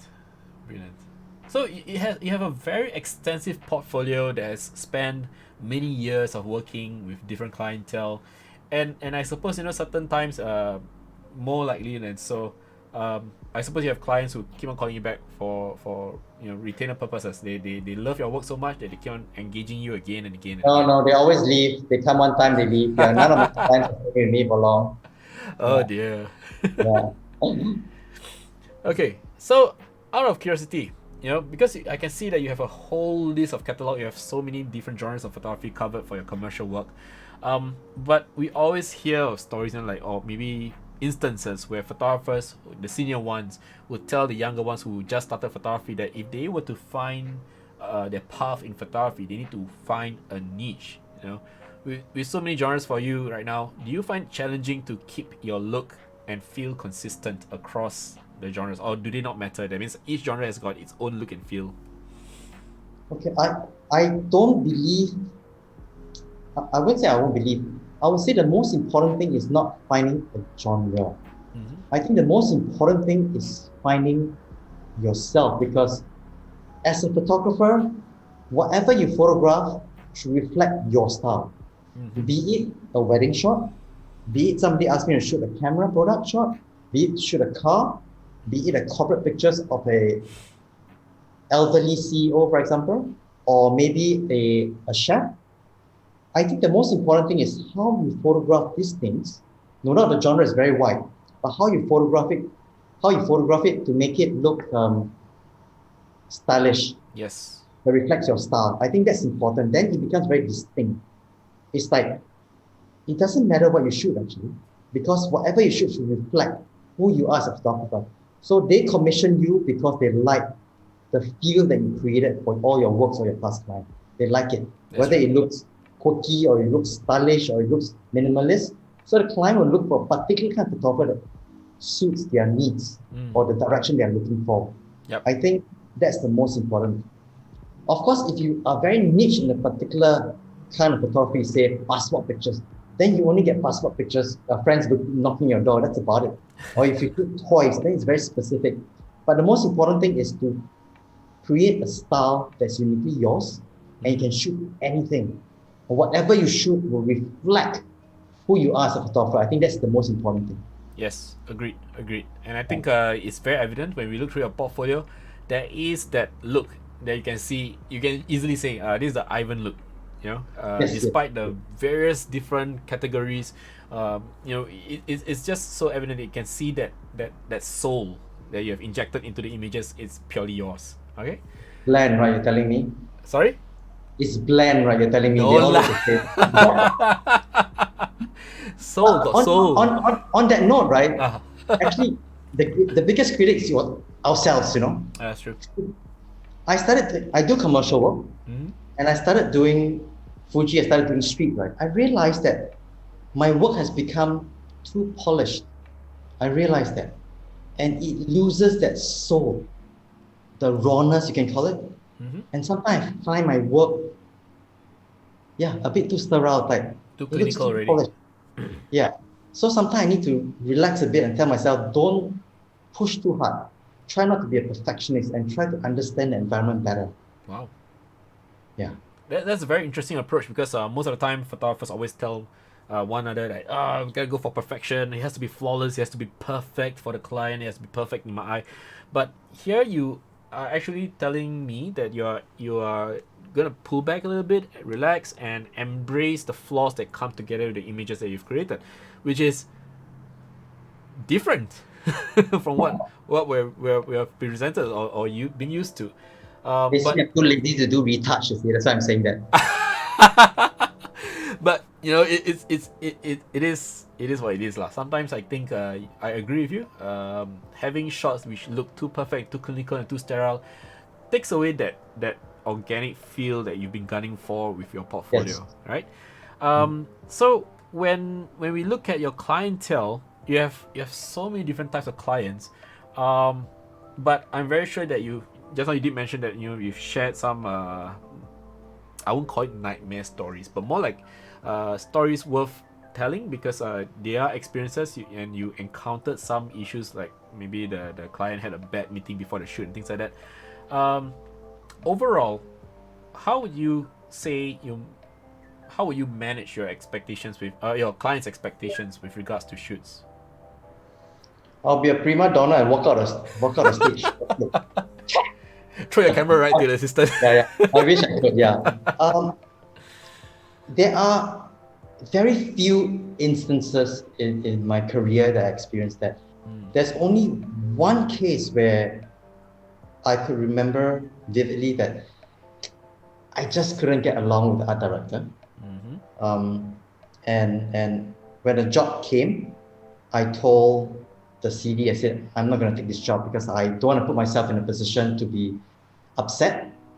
Of course, I lose revenue, but like what I said, it's very rare situations where I don't get along with people. There's probably just one incident where I'm so adamant about it that I don't want to take that job just once. But there are also difficult clients, but you just have to be more patient. That's about it. But so only one case that I'm upset, I don't want to take the job. Yeah. And this is a very interesting thing because I can't think of anyone who cannot get along with you. I really can't. It's impossible. I mean, give me one good reason why I should hate Ivan Joshua Loh. I can't. It's impossible. Even if you give me like $5,000, $20,000, it's impossible because you're such a likable person. There's this aura about you that just goes like, hey Ivan, you're just a buddy of mine, and I can never get angry with you. It's impossible because that's just who you are, you know. And it's not just who you are with presenting yourself in front of people, but you can see that on a personal basis also, between friends, between family, you are this very nice, gentle, caring soul, you know. And don't worry, this is not paid. I'm not paid to say all these nice things about you, but I can see it now. Yeah, paid job, paid work. But honestly, I can see how earnest you are when it comes to your approach towards life, not just photography in general. So yeah, that's something that a lot of photographers out there, including myself even, can learn from, you know, to be this human, a good human. That's all. We need to do that. I don't know were you there at my workshop? Which one supporting me the last time? It's about actually the workshop is about professional photographers. No, it's about a workshop for people who wants to become a professional photographers. Was this at Suntec? I recall. I think Suntec, I was there. Yeah. So the idea is to show us some of your portfolios, teach them how to do quotations, you know, client expectation, things like that. Yep. So when I look at the portfolios, those that are very good portfolio, which I think they got great potential, my advice to them is don't come to the industry. And the portfolios are rubbish, I would strongly encourage them to come to the industry. This is to protect ourselves. Something you better learn next time. When you see somebody's portfolio is great, say, what's your day job? Engineering, stick to that. And those portfolios are terrible. Say, brother, I see your talent. Please come and join us. So less competitors. Yes, that's very important. Starting from the ground up, that makes a lot of sense. Yeah, your sense of humor, but that's the thing, you know. What I enjoy most about the workshops that you conduct, you literally take the time to explain every single thing. You don't hold back, no matter how frivolous or how, you know, simple the question can be. You really just go all out to share, you know. Apart from the jokes, of course, you know. Sometimes you just want to have fun, but when it comes to the seriousness of it, you are very open, and I would say this: you're a very good teacher. We try to share as much as we could because I feel there's nothing to steal in the industry because everybody's different. Yeah, right? That's true. Like you give them the same gear, the results are different. Yes. How we communicate is different. Some people may like me, some people may not like me, some people may like you and may not like that person too. So it's very subjective. Yep. But everybody should try to find themselves and let that style blossom. Yeah. And that's the most important journey for every photographer. Excellent. Gears aside, cameras aside, lenses aside, find something that you truly like, right? There may be many brands. Find the brands that inspire you, be it a Leica or a Sony, doesn't matter to me. Find it. I found, like what I told you, I didn't shoot street. It's true. Fujifilm that caused me to shoot and open up my eyes to shoot street, which it became a lifestyle for me now. I enjoy it. It's a bit of obligation initially, but after a while, it became a lifestyle, which I enjoy. So any photographers, it doesn't matter which camera you use. It's the most important thing is to find the camera that nags at you to shoot. So for Fujifilm, they always nag at me. It's like an underwear to me. I have to bring it out, you know. Yeah. And I guess you know what they say. Some people may have said this before, and maybe you have heard this saying somewhere. Sometimes the camera that picks the photographer. It speaks to you. Yeah. It just speaks to you, and then you just want to go out and shoot. You know, like you just feel inspired to pick it up and go. Like what you said, you know, the camera was telling you like it's an underwear. You need to take me along with you wherever you go. So it does make sense. It's very strange, but it's something where every manufacturer should create a camera that inspires the photographer, not just the tech. There should be more than that. Yes. That's soul, right? That's true. I mean, there are many cameras that are very has a lot of features. Mhm. But yet some photographers say, I prefer a slower Leica film camera. It's different, but every photographer should find that camera that inspire you. It could be any brand. It could be a cheap. I seen a lot of, I sent my daughter to NAFA to have art lessons. Yep. I see a lot of art students there, and some of them love to use this kind of film to shoot. This kind of compact camera these days. I see a couple of them holding it and just shooting it. So it doesn't matter what kind of brand, as long as it inspire them to explore and experiment different style of equipment or different type of equipment and different genre of shooting. Yep. And I think that's the thing about life. You know, you take chances. You just play whatever card you're dealt with and just see where it goes. You know, sometimes you may make certain self-discoveries that you never thought would be possible, because at the end of the day, the camera is just a tool, and you can do whatever wonders you have with it, as long as you know what you're doing lah. Yeah, because if you do anything, if you don't do anything unexpected, nothing unexpected will happen. Ah, brilliant. Right? So you must do something different. So whether you take the film camera or what, bring it out, just shoot. You never know what happens. If you don't bring it out, nothing happens. Exactly. Yeah. Like cameras stuck in a dry cabinet, useless. I know. Yeah. Like mine. I haven't been going out to shoot, to be honest. It's different. You are called a collector. Oh no, I'm not a collector. No, it's just I haven't been shooting. Purposes. But I've been doing live stream, so that's why. So actually, you know, it's quite interesting that we actually started veering into this, because at the end of the day, tools being tools, you can have multi-purposes with regards to how you use the tools. So, you know, at the end of the day, the thing that's holding you back is whether you're lazy or not lah. So, Yes. okay, Ivan, just now you Yes. mentioned that tomorrow is your first shoot in a long time. Yes. How many months have you been like stuck at home, man? Well, I still go out illegally, you know, I still go out. Yeah. I think I still go out every day. I mean, if I do marketing or I do grocery shopping, I still go out these days. I mean, after phase 2 ended, maybe I think, was it early June? 19 Yeah, June. early June. Yeah, so we could still go out. So I stayed home quite a fair bit, you know, the early part of it. So the only shoot was, I did a shot of my daughter actually. That's the only thing I shot at home, that's all. Right. Yeah. Just to Wearing keep a mask. Yeah. just to keep the engine running, so to speak. Yes. I think it's important, right? So now I'm very curious about something a little bit more serious here. We've seen this part in the world where photographers and retouching artists undercut one another to sustain their own livelihood and to get clientele, sometimes offering cutthroat prices that truly ruin the game, you know. Do you have any thoughts about this? Yeah, you should actually overcharge. Yeah. Shock the client. Really? This much? Yes. They'll be wondering what's the special thing that you can offer. Yeah. Yeah, I'll tell you my This is a old age problem, I would say. Not problem, situations. Yeah, situation. As a photographer, we ask ourselves for this client, okay, should I charge this client $1,000? What if the client has budget? If I charge $1,000, maybe I shortchange myself. I should have charged $2,000. The other way around is like, what if somebody quoted them $800? I might lose the job. So I think one need to be true to yourself. You need to understand your worth. It's a journey. Your prices will have to keep on going up, right? Yep. And it's like it's a service industry in a sense. It's a craft. The prices for tuitions will never go down, right? Yeah. The prices for SD card will drop a little bit. Technology, right? Its manufacturing will drop. But so in photography, I feel that I don't like to cut. I don't think there should be any cutthroat industry, but the question is, how do you actually do a quotation?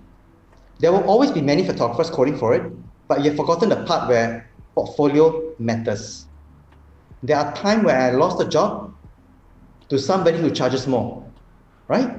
Because the photographer's portfolio is much better, or the client found the photographer in his portfolio. This is the photographer I'm looking for. His style is what I'm looking for. So there are many reasons why you lose for it. Yep. I feel you should quote based on what you think is correct, to what you think is justifiable to yourself. It's very important. And the art of quotation is also the art. How do you quote? How much should you quote? Do you give room for negotiation for the client? Do you protect a minimum wage level that you tell yourself, I need to make $1,000, for example, or 2,000 or 10,000? Is that the standard you need to make? Yep. For example, I spoke to some photographers or during the workshop. A lot of them like to quote. They said the client like to see one lump sum, $1,000, 2,000, 5,000. They like to see the whole project. This is what I cost, 5,000. For me, and to all photographers listening, you should break down your quote to many levels. Itemization. For example, yes. For example, let's say the whole project is 5,000, and you tell yourself, my take-home pay for this project is, let's say, $2,500 minimum. Where does the rest of the $2,500 go to? Equipment fees. What is equipment? Well, just for equipment fees. The client may ask, oh, it's for my pro photo lights. It's for my silver-plated light stand. You know, it could be the Grab car that I use, Mercedes-Benz that comes with it. It's all part of the equipment fees, right? You can have transport fees, $100. Say car park is expensive, for example. You can have processing fees. What's processing fee? After the shoot, when you go home, I need to process a picture. It may take 4 hours to process a picture. These are time. Yep. Somebody got to pay for it. Processing fees, copyright fees, right? Makeup artists, whatever. So there are many fees that add up to the next 2,500. But your photography fee of minimum 2,500 is what you're gonna take home. Let the client negotiate with you the rest of the fees, right? Let's say your assistant fee is like, let's say you charge them $400, you mark up 200. Yep. So the client said, you can tell the client, okay, I absorb the assistant fee for you. To make them feel happy, it's like a way of negotiating. They want a bargain at the end of the day, right? Yep, that's true. Even though they like a portfolio, they will still bargain with you because it's about justifying to their bosses. If you work for a boss, oh, the initial quotation was $5,000. Now, after haggling, I managed to bring down to 4,000. They feel happy, but you get the job also at the same time. So this is also part of photography. If you want to go into professional, Yep. quotation, negotiation is also part of the art you should know as a photographer.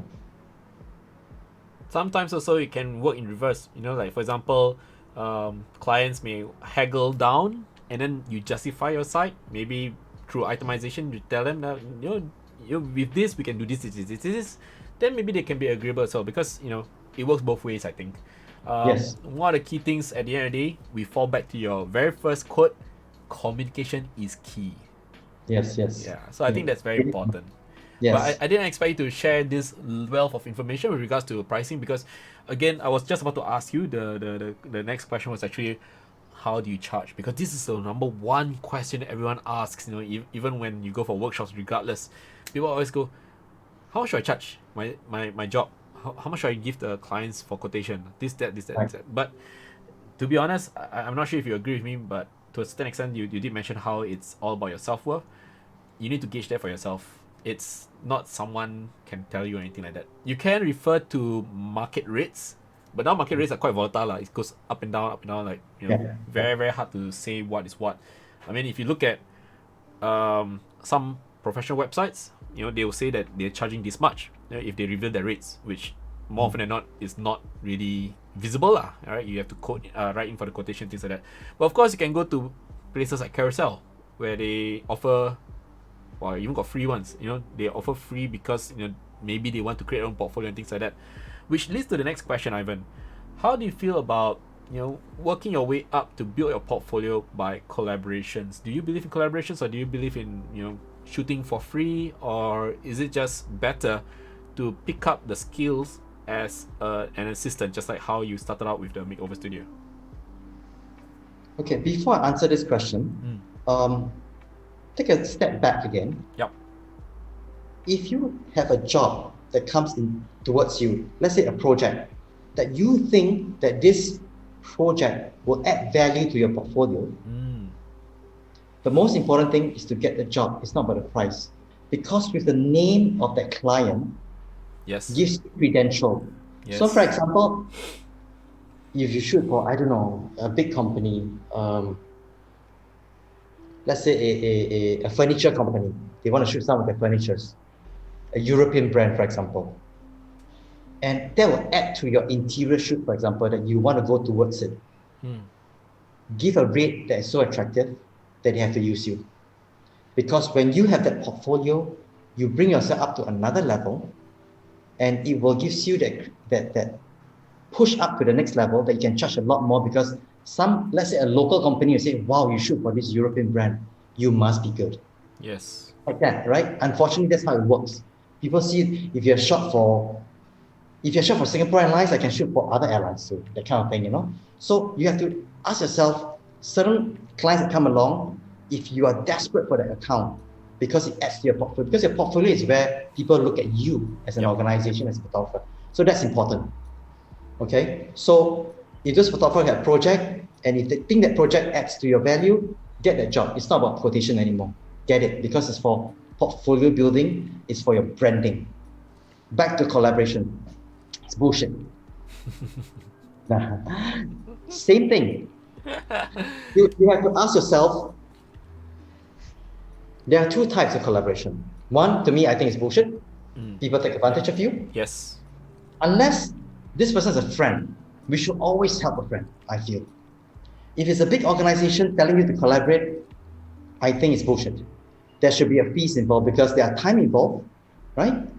And time is money. We need to pay our bills. Very right? true. Very true. So we need to identify who are these people and how much time you put in. Because if it's a big company, then you have to negotiate and see, are you doing the project? If it's doing a project, same thing. If it helps your branding, yes, you can do it. But it depends on how you can use those pictures at a later date. That's very important. So collaboration is good, it's fun. Of course, if you have time in your hand and think it's fun, please, because you will never know what this could lead to. Agreed. Yeah. Agreed. Yeah. And of course, you cannot collaborate. You cannot be a collaborator full-time. Should die, no? Yeah. It's like, I need to collaborate with you, the nasi lemak company, because I got no dinner tonight. Because after I collaborate, at least I got some rice to eat. It cannot be that, right? So I have a friend's wife that does a lot of food. She does a lot of food photography. I mean, she does food for home cooking. She just showcase the food in Instagram. I don't know, 80,000 followers from a humble household, just taking pictures. And she said that she don't collaborate. She just do what she loves. People come to the website. If people want to collaborate, she said, I don't need more pots.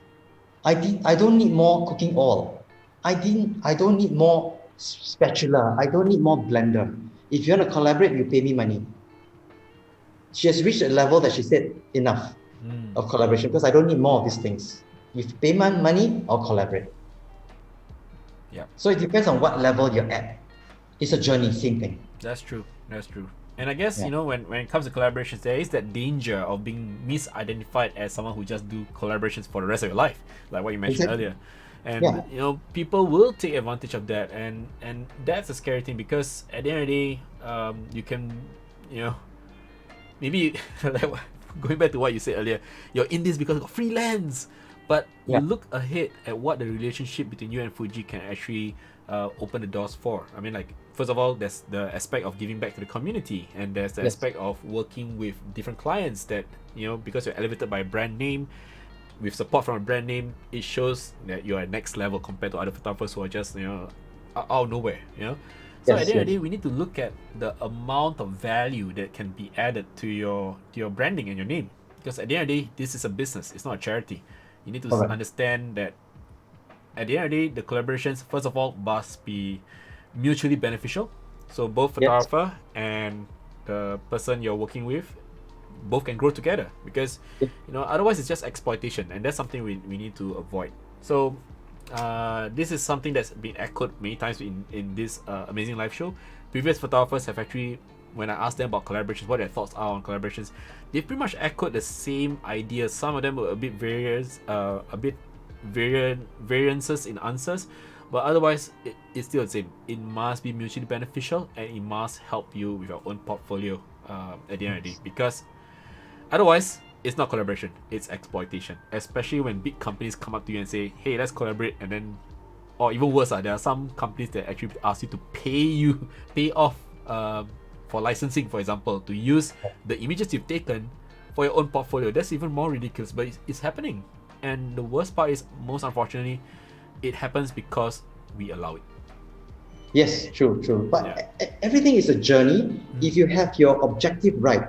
For example, Fuji Fanboy is not sponsored by Fujifilm. It is something that I do for the love of the community. Exactly. So like what you are doing is also a journey for photographers by photographers. Yep. It will take time, because when I first started, numbers were slow and then it just picked up. Yep. But there is a time of trying to be consistent. So like what you're doing is also something that is our passion for the community, bringing people together to talk about it, to share about it. Yep. So after some time, CNN will contact you for an interview, or maybe BBC. Who knows, eh? Who knows? Exactly, who knows, right? Yep. But really, sometimes at the end of the day, it's all about drawing the passion from within yourself. Because the reason why I started Amazing Live Show is basically the pandemic has cancelled all my plans. I was supposed to fly to run workshops for Capture One, but this virus happened, and my last trip was to KL, and I was forced to come back I think a day earlier, because I was starting to see rumors saying that KLIA might not be flying back to Singapore. Something like that. It's a really big worry, so I had to okay, no choice, I'll come back. But after creating this show, Capture One will conduct workshop in Singapore. They all fly the people to you now. Things have changed. Yeah, you know what? I'm looking forward to the day where we can work together again to actually run another Capture One and Fuji workshop. Let's bring Eugene. Let's play on Broncolize and stuff. The last time we did something together that was major was I think at Suntec we had I forgot the model name. Not Bobby. Oh man, was it John? The one with the hat? Dwayne. Dwayne, yes, Dwayne, yes. That was the last time we worked together, and it was really fun. We had so much time to explore the world of how photography can really impact people's lives, and it was just good fun just to see people at the end of the lessons sharing like, hey, we enjoy ourselves, and that warms the cockles of my heart. Okay, so just a quick glance through when it comes to your workflow. Could you share a little bit of your process, like pre-production, production, and post-production? How do you actually work? Same pattern like what I told you earlier. I can't share. Next question, please. Secret. Let me see. There are certain things that are standard that you do as a photographer. Yep. Right? And what usually happens is you meet your client, you discuss about the concept. The agency asks the client, is being approved, done, right? So you go on set, you do the shoot, you stick to it. Don't do silly things, just flow whatever the client you receive. You reach your objective, done. Those are the prim and proper way for it. Those are big things that you do because they are big projects. There's nothing to talk about. Yep. But sometimes you have direct clients that they share with you, where you have a lot more free play. You discuss with them, you talk about it. Those are the ones that I felt is more interesting, because you talk about a particular style. So like 1, 2, 3, 4, 5, you need to achieve this 5 objective. So when you got there, you shoot and we try to achieve this. At the end of it, sometimes I like to suggest, should we try this? You never know, because the flow will come in like, maybe we can try something different. And at the end of it, this 5 things wasn't the selection, it was something else on this side that we did. So sometimes, strangely, it works differently. Yep. As much as we discuss so much and talk about it, at the end is this one here that we like to try. These are funny things, but you're talking about workflow, nothing much. Basically, I don't want to share.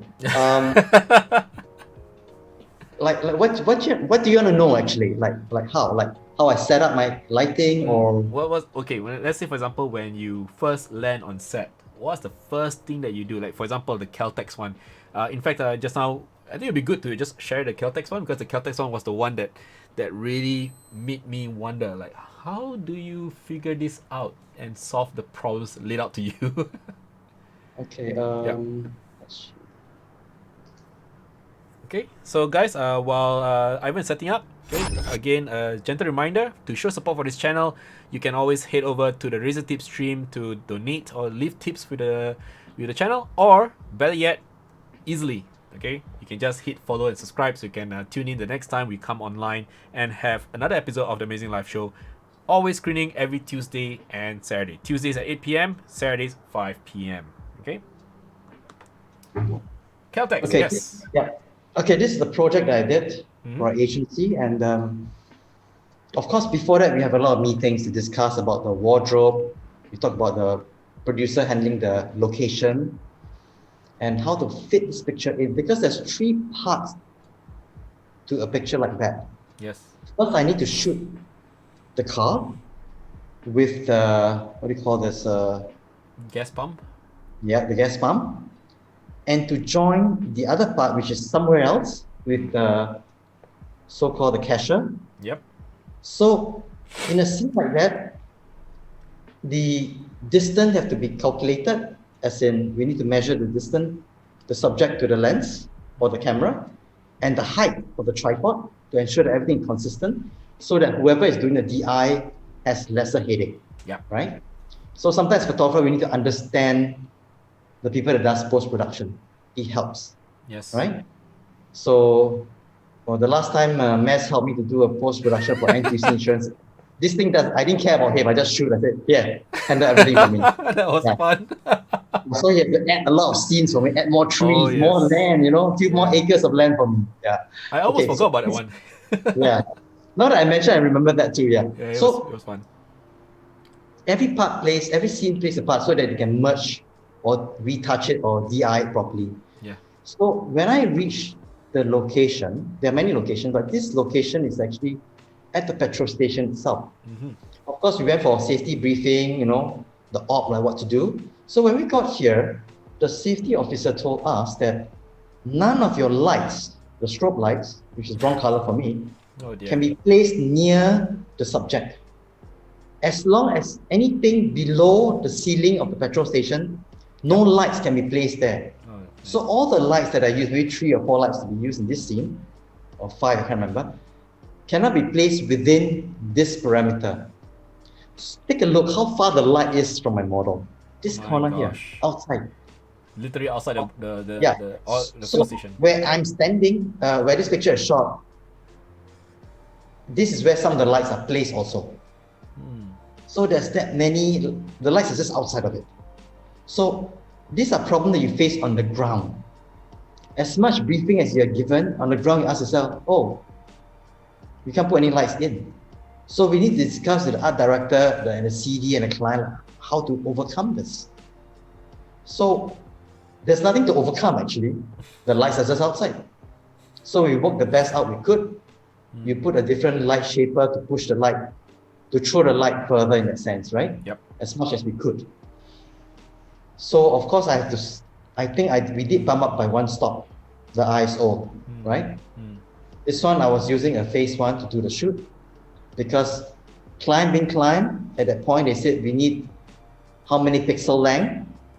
So my Fuji camera at that point cannot sustain that, the GFX. So I have to rent from Eugene a phase 1, because they are very sure about the pixel length, like 12,000 or something. They are very certain about that. That's it. They don't care what brand. I just want that length. Yep. So a job is a job. You get the job done. Yes. So in this problem, so I played with a bit of, it's a balance of pushing up ISO, maximizing the full power of the lights already. All the lights are full, right? Because it's quite far away and it's daylight and you try to overcome it. That's how things are done. So it's being tethered in also, so that the client can see straight away and comment whether are there enough like fruits in the basket, should we add more stuff, how we adjust it. So that's important, right? Yes. So what you see in the previous picture is actually the girl and the car here, right? Yep. So she has to change a few outfits also for the scene. This is a different outfit. So same thing, like this one was done, the guy at the petrol station, but this next scene was actually done at a restaurant. So like this one is actually done in Sentosa. Nice. So they're all done at different location. Only the petrol station, the car at the petrol station is done at the petrol station itself. So different scenes basically. Yeah. Different scenes. Interesting. Yeah. And now let's look at something a little bit more fun, but a little bit more you, because just now you did share with me some of your quirkiest shots from the Fuji what's this fanboy? Is it Fuji fanboy thing? Gathering or some sort? The Gathering. The one with Tenet as Boba Fett here. Oh, this one? Yeah. Yeah. This one? Yeah. This one was actually for an exhibition in Prague last year. So I was just thinking like, what should I shoot? Should I shoot wildlife? Should I shoot street? Yep. Should I shoot sexy models or sexy grandmothers? Like, what should I shoot? So in the end, I was thinking like,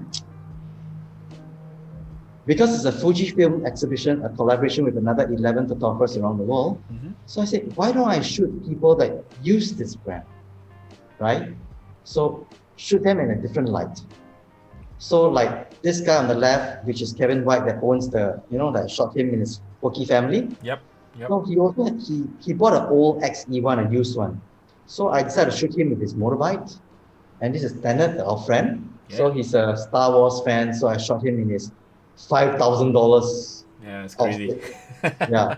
So I think this is the only Star Wars character that has a camera sling to his outfit. I just noticed. I didn't notice there was a camera there. Yeah. So this is the only Star Wars character that has a camera. Yeah. Nice.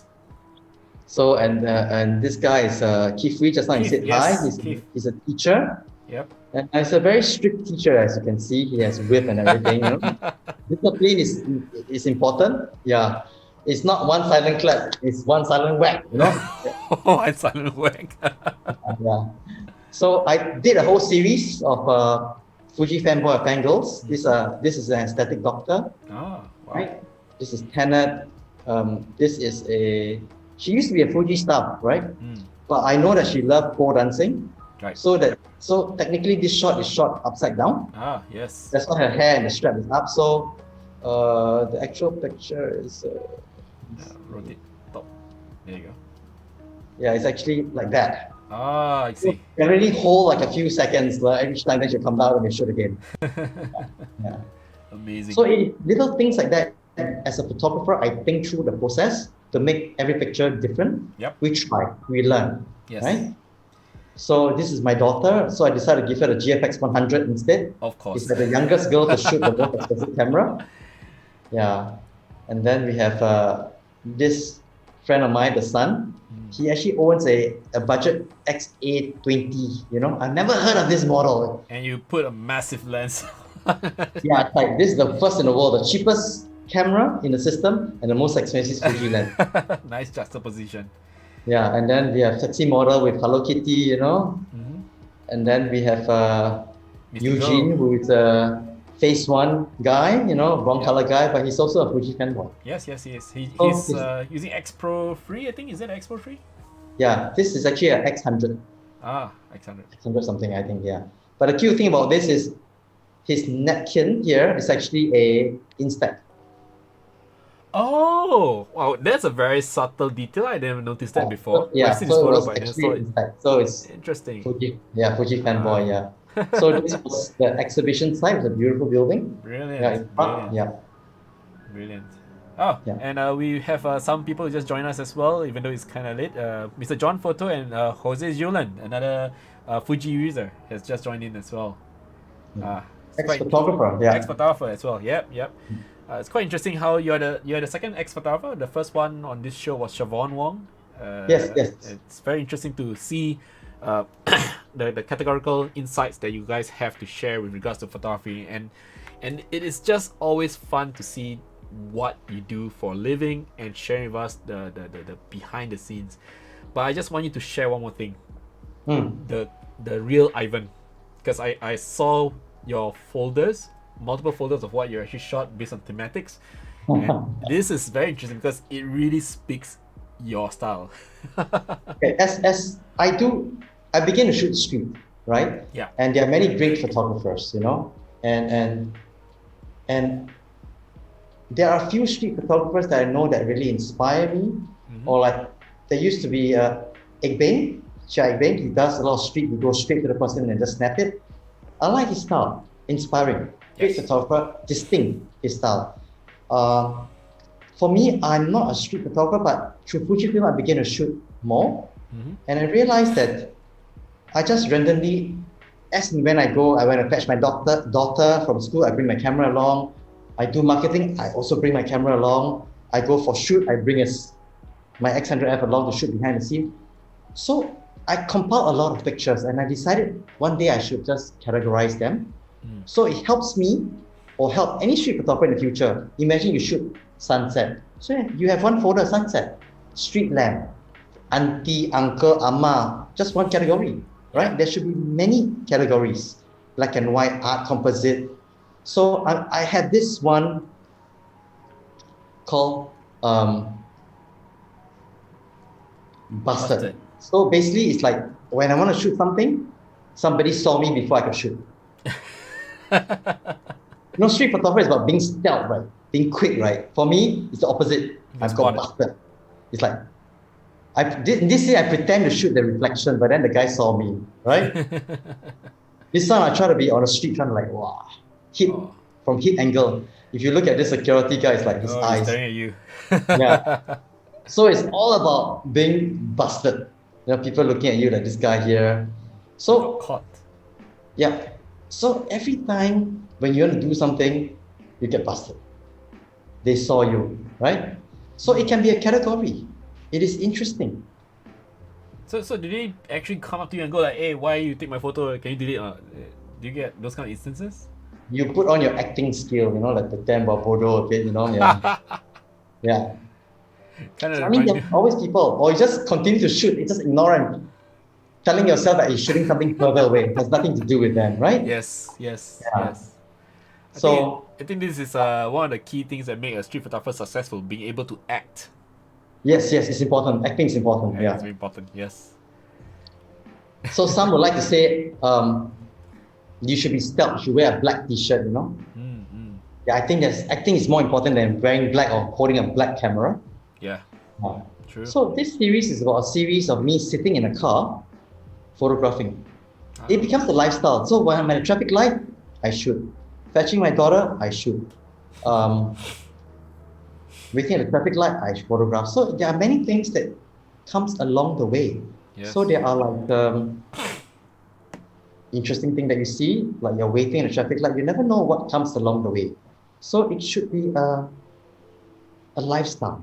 Yes. Like your daughter, she said no, or the traffic light, you see this boy, I don't know, it's like dreaming like I'm finally going home. So there are many things you can shoot in a car. Yeah. Like this scene, my daughter was playing a rubber ball, and then this guy at the back ending what she's doing. So yeah, I guess it lends to the fact that you are very observant, regardless where you are. The situation arises for you. You actually are prepared with a camera to snap that moment in time. So it's pretty. I guess so. You just with the camera in hand, you just try to take a shot. You never know, right? Yeah. Very interesting. So like the traffic lights, the lights. You wait at a Sepang, then tenant come waving to you. Oh, finally from Singapore, waiting in the car, Yeah. Yeah. So whatever you can see, we should totally drag tenant up for a shoot soon with Eugene. Yes. It's been a while. Yeah, like this guy, the shadow is Eugene. Yeah. Oh. I recognize the car with the front windshield. Yes. So face bump. So like this category is called face palm face. Like what pictures is a series of people with hands on their face. Wow. So it's just a series. So it could be anything. So as long as you get one picture that you like, observe it, find it. You never know, you can add and become a series. Yeah. So let's say they don't know what to shoot. This is a simple example. It becomes a collection. So you must keep shooting and keep them in file and remember, because there are reasons for it, right? Yeah. So let me see, what else do we have? How about How about shots of people taking photos of you? When you pass the camera over to them, do you have any series of those? I pass camera for people to take photo of me. Yes. I've never tried that though. Is it the one? Shit happens. I always like to photograph them. I don't know. I remember you in the pre-show. You actually shared with me some of the shots where you know pictures are not in focus. Oh, that series is called Is it? Shit Happens. Shit happens. Yeah, let's take a look at that. Let me see. Shit Happens. Yeah. There we go. So basically, yeah, this happens. Yeah, I was focusing on them, but the focusing point was probably too small. I just focus on the whatever is in the screen. It's a reflection. Yeah. So like this is literally shit happens because the bird Oh. was shitting on that sculpture. Oh, it's a sculpture. It's not a human being. Yeah. So shit happens. You know, like I was in Thailand, Phuket. We rented our car in 10 minutes. Somebody opened the door and make a dent on my Oh dear. rented car. Everybody has this kind of picture, right? Yes. Take a picture for you. Yeah. So sometimes when I'm upset with my work, I need to tell the client that I'm in charge and not them. This is what I do. Photographer sometimes you gotta show the people that you're in charge. Yeah. Okay. Make sure you buy your insurance, please. What happened here? Shit happens. Shit happens. Oh man, it's so heartbreaking. You know, it's no matter how gear is gear, and to see them It drop. survived actually. It's only the what do you call the glass out on The Fresnel broke. Yeah. Yeah. Well, Profoto, good product. Can Yeah. still tahan, you know. Yeah, it's a good product. Yeah. good Shit happens. There you go. The skateboard didn't see definitely saw better days. Yeah. Yeah. So it's you create a category that you know that you can put it into create something that can be a category they can put it together. It could be simple thing like I call it minimalist. It's just a simple picture. You can start creating a series. Yes. Oh, Right? that's brilliant. Love that. I'll Yeah. totally buy that print. Like this was taken in Gimmo Market, right? Yeah. Yes. I thought the roof was very nice. To me, it's minimalist. Yeah. It could be, anything. Brilliant. Like my dining table, the poster just dropped. I like it. Mhm. Kalang wave, even like a little picture like that. Oh, that's brilliant. Yeah. This one is a picture of a moon. A lot of people like to shoot the details. I decide to just burn out, and it becomes minimalist. Yes. Just one round dot. It's actually a moon. Nice. Yeah. So there are many titles you could do. Mhm. Like you can see, I have many titles. Eat and Drink. I have Eugene. Oh, a specific folder for Eugene. Wow. Yes. So Look, it's just- that's Eugene. Eugene, you're watching. You have a folder. He's look. watching. Yeah, he's still watching. Yeah. A whole folder dedicated just for you. It's like a shrine. Yeah. Eugene. Look at him. Tactical. Yeah. Look at him. Eugene here. Yes. Yes. Bringing phase one to a motorsports event. Oh, I remember this series. Yeah. But hats off to Eugene. He's really passionate about what he does when it comes to lighting and photography. You know that he's really, heart and soul into Yes. whatever he A does. very kind guy. Very kind guy. I'm very blessed to have crossed life with him in my journey. Yep. Yeah. Yep. Likewise. So there is like let me see. There's this let me see. I even have one that is just silly. Your eyes. It's got eyes for you. Just about the eyes Ah. doing silly things, Yeah, it's like when things cock up, like me and my friend, we blink at about the right time. It became a series, right? Yep. We have taken shots like that of people, right? Put it together. It became a series.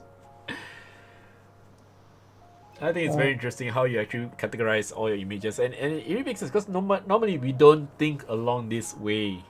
Eugene says, yes, "What?" yes, I think yes. Eugene's very shocked that's a folder just for him. Yes. Stalker. Oh man. Okay, so I guess on a personal level, when it comes to doing things for fun, you are still living and breathing the art of photography. You still go out and take shots no matter what. And you know what? The few times I saw you outside, you are always holding onto a camera, either at your side or in your hand, hanging by the strap. and it just shows that you're ever ready. Landscape is never on. You know, it's always ever ready. There's no lens cap actually. I have no lens cap. No landscape, yeah, exactly. No lens cap. Yeah, that shows how ready you are for the next shot. Okay, so last few questions. Which photographer do you hope to work with someday? A-MEZ, yeah. Where? This is a paid advertisement just to let everybody know. Yeah, it's A-MEZ, yeah. You're too kind. You're too kind. I would love to work with you again someday because it's Yes. always wonderful to work alongside you. Whether or not it's retouching or whether or not it's shooting or even just go out and makan. The last time we met for We lunch was should at do a Toast. series, you and me, we should shoot Eugene. Oh Remember yes. his current black and white series? I said we're going to do a shot for him. He did it for himself. We'll do another collection. You will shoot one series, I'll shoot one series of him. Oh yeah, we have different interpretations of Eugene Go. Yes. I think that will be quite Other interesting. reason why he want to use the photo for, but we shoot a variety for him. I think that'll be interesting because you and I, we have very different ways of looking at photography. I mean, like I came from a fantasy style and you came from a quirky, fun. That's you, quirky and fun, right? So it'll be quite interesting to see how we translate that into Eugene, who is a very serious face. I mean, this is how he smiles most of the time. Yes. Here he says he's very blessed to I know got us. a message from it's like saying, good interview, bro. See, they didn't go to you, it goes to me. Ah, Calvin, nice. Yeah. Good. And right now, if there's actually any potential people who want to find out more about, not potential people, anybody who wants to find out more about Fuji cameras or want to engage you for your services as a photographer, how can they reach out to you? Do you have a website link where we can contact you directly, or or do they just DM through the Instagram? Yeah, Instagram is one way, right? You can also go to my website or Facebook, just use my name. Yep. For website is picscanfly.com. Let me just put that in the link in your the chat window. Picscanfly.com, right? Yeah, that's And, about it. that's You where can you see can my go. photo there. And if you want to read his blog, you can actually go to ivanjoshualoh.com. Yeah. And Instagram is it Fuji Fanboys? Yeah, Fuji fanboys. Yeah, if you want to look at just- Fuji stuff. Let me just get the link. Yeah, Fuji Fanboys, that's right. Okay, Yeah. so there we go. The links are all up in the chat window, guys. So if you want to, you can check out those links later on. So before we part ways, do you have any advice to the audience, to those aspiring to become professionals like yourself, other than go shoot commercial and buy the next Fujifilm camera? Don't join the industry because we need to survive. We're struggling here. You can become I don't shoot videos, so you can become a videographer. It's good. Do motion. And do Don't behind do the scenes still? videos of us working, right? Yeah, don't do that. Don't do a talk show like A-MEZ too. One is enough. Enough, that's all. I think it's a journey. Yeah. The easiest way is to buy the most expensive gear and lenses. If things cock up, you got yourself to blame, right? That's the easiest way to become a photographer. Buy the best. If things didn't turn out your way, it's your fault. But for me, I buy the second best. If anything goes wrong, I blame the equipment. I bought the best equipment, right? That's the rule. But as I mentioned earlier, it's about a journey. Find yourself. Find your style. It's not about a niche market. Like I specialize in shooting fish balls. I specialize in shooting models. I specialize in shooting products or toys. Don't specialize in anything. Create a style. Whatever that goes through your hand, people recognize and say, that's Ivan's style. That's A-MEZ style. When you achieve that, you have become a photographer. It's very distinct. Like when I look at Eugene, I know his style. I know his details. I know the soft light that he touches or brushes through the face to create details. Everybody has a distinct style. You can copy, it's all right. But after a while, you will not copy your entire journey. Find yourself. That when people look at it, they know it's you who did the shot. So that's very important. Brilliant. Okay, so Ivan, I'm gonna put you in a small corner for a while. And I'm just Why? gonna show your website. I'm just gonna show you on the website. Okay. Don't worry. For those people who One corner is like, the teachers I can go to one corner. go one corner, yellow card. Yeah. Okay, for those of you watching at home, if you have any questions for Ivan, you can just put it in the chat window. We still have a bit of time left. But for now, I just want to share where you can again see Ivan's works. Let me just put them side by side. Okay, so you can see this is his Instagram, Fuji Fanboys. Okay, you can see again all the things that are very Smile, man. Fujifilm. Smile. Okay. Awesome! Wow. You know, for me, I just press print screen. But you can see all things Fuji here. So you can check out the Instagram account here. I think they also have events link as well. So if you have any events, you know what, I'm gonna follow. Why not? Right? Yay! I'm on 16.5k. 16.5k, and this account started only like what 1 year plus ago, I think. Right? End of March last year. End of March last year. Brilliant. And this is again Ivan's website, his portfolio. You can take a look at it.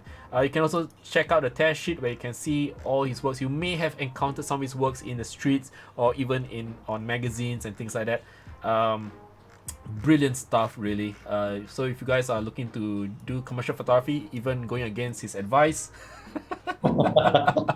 you can have inspirations from here, because these are real world examples of what a commercial photographer does for a living. I remember this one, the NTC income. Yeah, I did the retouching for this one. Yay. So good to see this. This brings back good memories, to be honest. And yes, do check it out as well. This his website, picscanfly.com. I know it says Squarespace here, but you can just type picscanfly and you can go there. And if you're an avid reader of anything photography, do check out ivanjoshualoh.com. He has a very nice, very deep understanding of the camera equipment that he uses, and he goes into great detail and great length to write down reviews. In fact, Ivan, you remember the time where I actually asked you for your advice as well as your thoughts on what camera to buy for my niece? Yes. Yep. That's a very good story, actually. Yes. So long story short, when I first started photography, I actually received help from my aunt, who paid half for my Canon EOS 400D. This was just when I was fresh out of army after ORD. So I wanted to go into photography. Couldn't afford a camera because I bought a laptop. I bought the tripod, and I realized like, oh crap, I didn't have enough money for camera.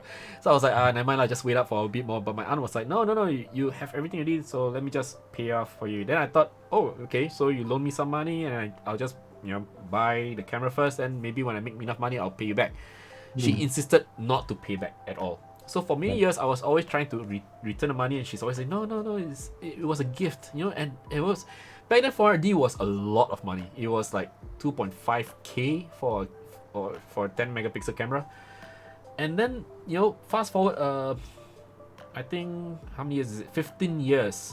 My cousin, who is the daughter of my aunt, had a baby, and she grew up to become this wonderful kid who's very much into photography.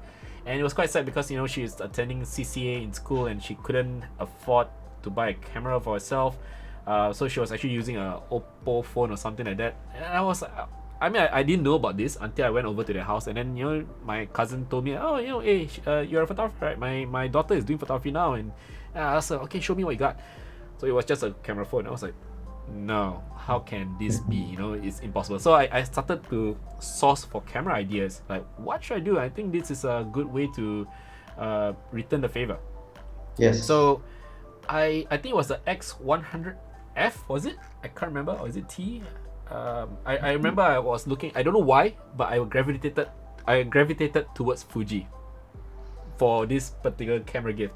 So I called Ivan. I said, Ivan, I need to have your thoughts. I want to buy a good camera, a decent camera. This is my budget, and I want to make sure that my niece is able to hold it in her hands, because she's quite a small, petite size girl. I mean, she's still in Sec 1 or Sec 2, I can't remember. One day you should get her back on an interview, actually. Oh yes, I will definitely. Yeah, it'll be fun. Yes. Then end of the day, Ivan recommended me the camera. And just sitting down, I remember I had lunch with you at Kaya Toast, Nafa, while you're waiting for your daughter, and you shared every single thing about the camera, and I sat down there, I was like, wow. And the best part is, you approach it not like a salesperson, but more like a teacher. You shared with me what the camera can do, and I think that was amazing. And okay, so basically now I bought the camera. I got it for my niece, so it's like a returning a favor lah.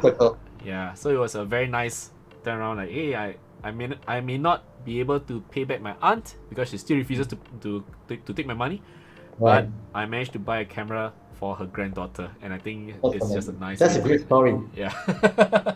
But the reason why I shared this story is because, again, you know, Ivan is the reason why he influenced me to get the camera, because he really taught me about how this camera is useful for a particular use. In this case, because my niece is, first of all, she's doing it for a CCA, and she's a small size person, and she needs something that is not gonna be I don't want to say the word not too expensive, because I don't want her to lose the camera because she's using it in school, but something that, you know, she can truly appreciate and have full use of it for her CCA. And I think it's a good step up from her Oppo phone or something. So Ivan, thank you so much for that. That was really awesome of you for sharing your knowledge and experience. Okay, so yep, that's pretty much it for today. Ivan, thank you so much for joining us. I will speak to you again on Facebook. We'll catch up again soon. Now with phase 2 of the circuit breaker, we can definitely meet up and I'm sure. makan. Yeah. Okay? Alright, thank you Thanks so much for for having joining. me. Thank you. I'll chat with you on Facebook later. Yeah? Okay. Alright, cheers. Okay, so for the rest of you guys, I just want to share a little bit about what's going to happen in the next episode of the Amazing Life show. We're going to have this gentleman from Malaysia. This is SC Shekhar, and he's got a wonderful story to share with regards to photography. I won't spoil it for you, I won't spoil it for you here, but I just want to share with you guys that when I was doing the research for this particular episode with SC Shekhar, there were moments where I had emotional moments because of the things that he managed to capture, the things that he's planning for and doing. It's just overwhelming, especially one of the videos that I will show during this particular episode. So catch us both on Tuesday, 28th of July at 8 p.m. Singapore time.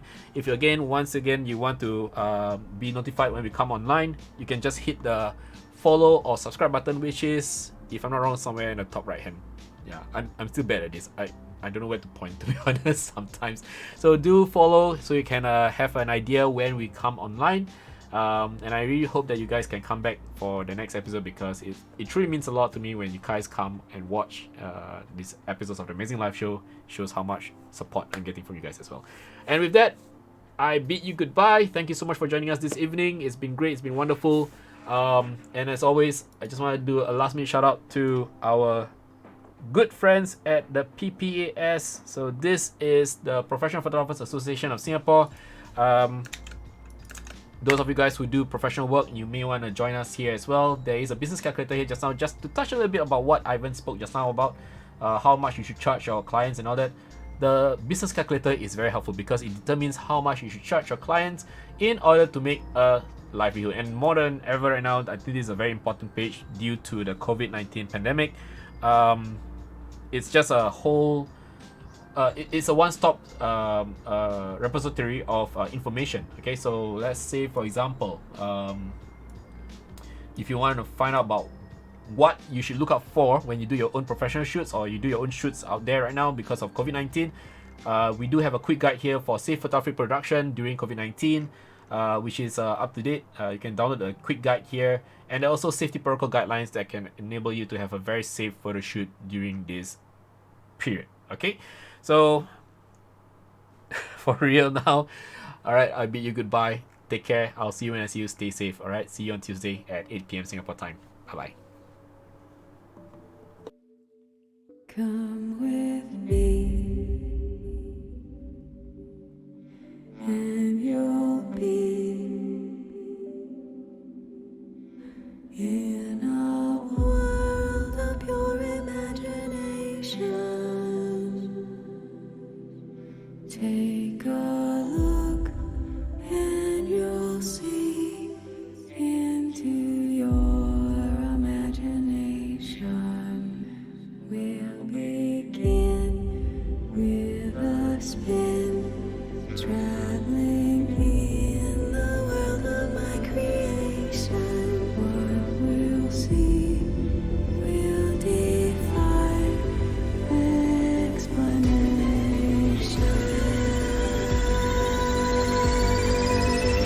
3. 1, 2.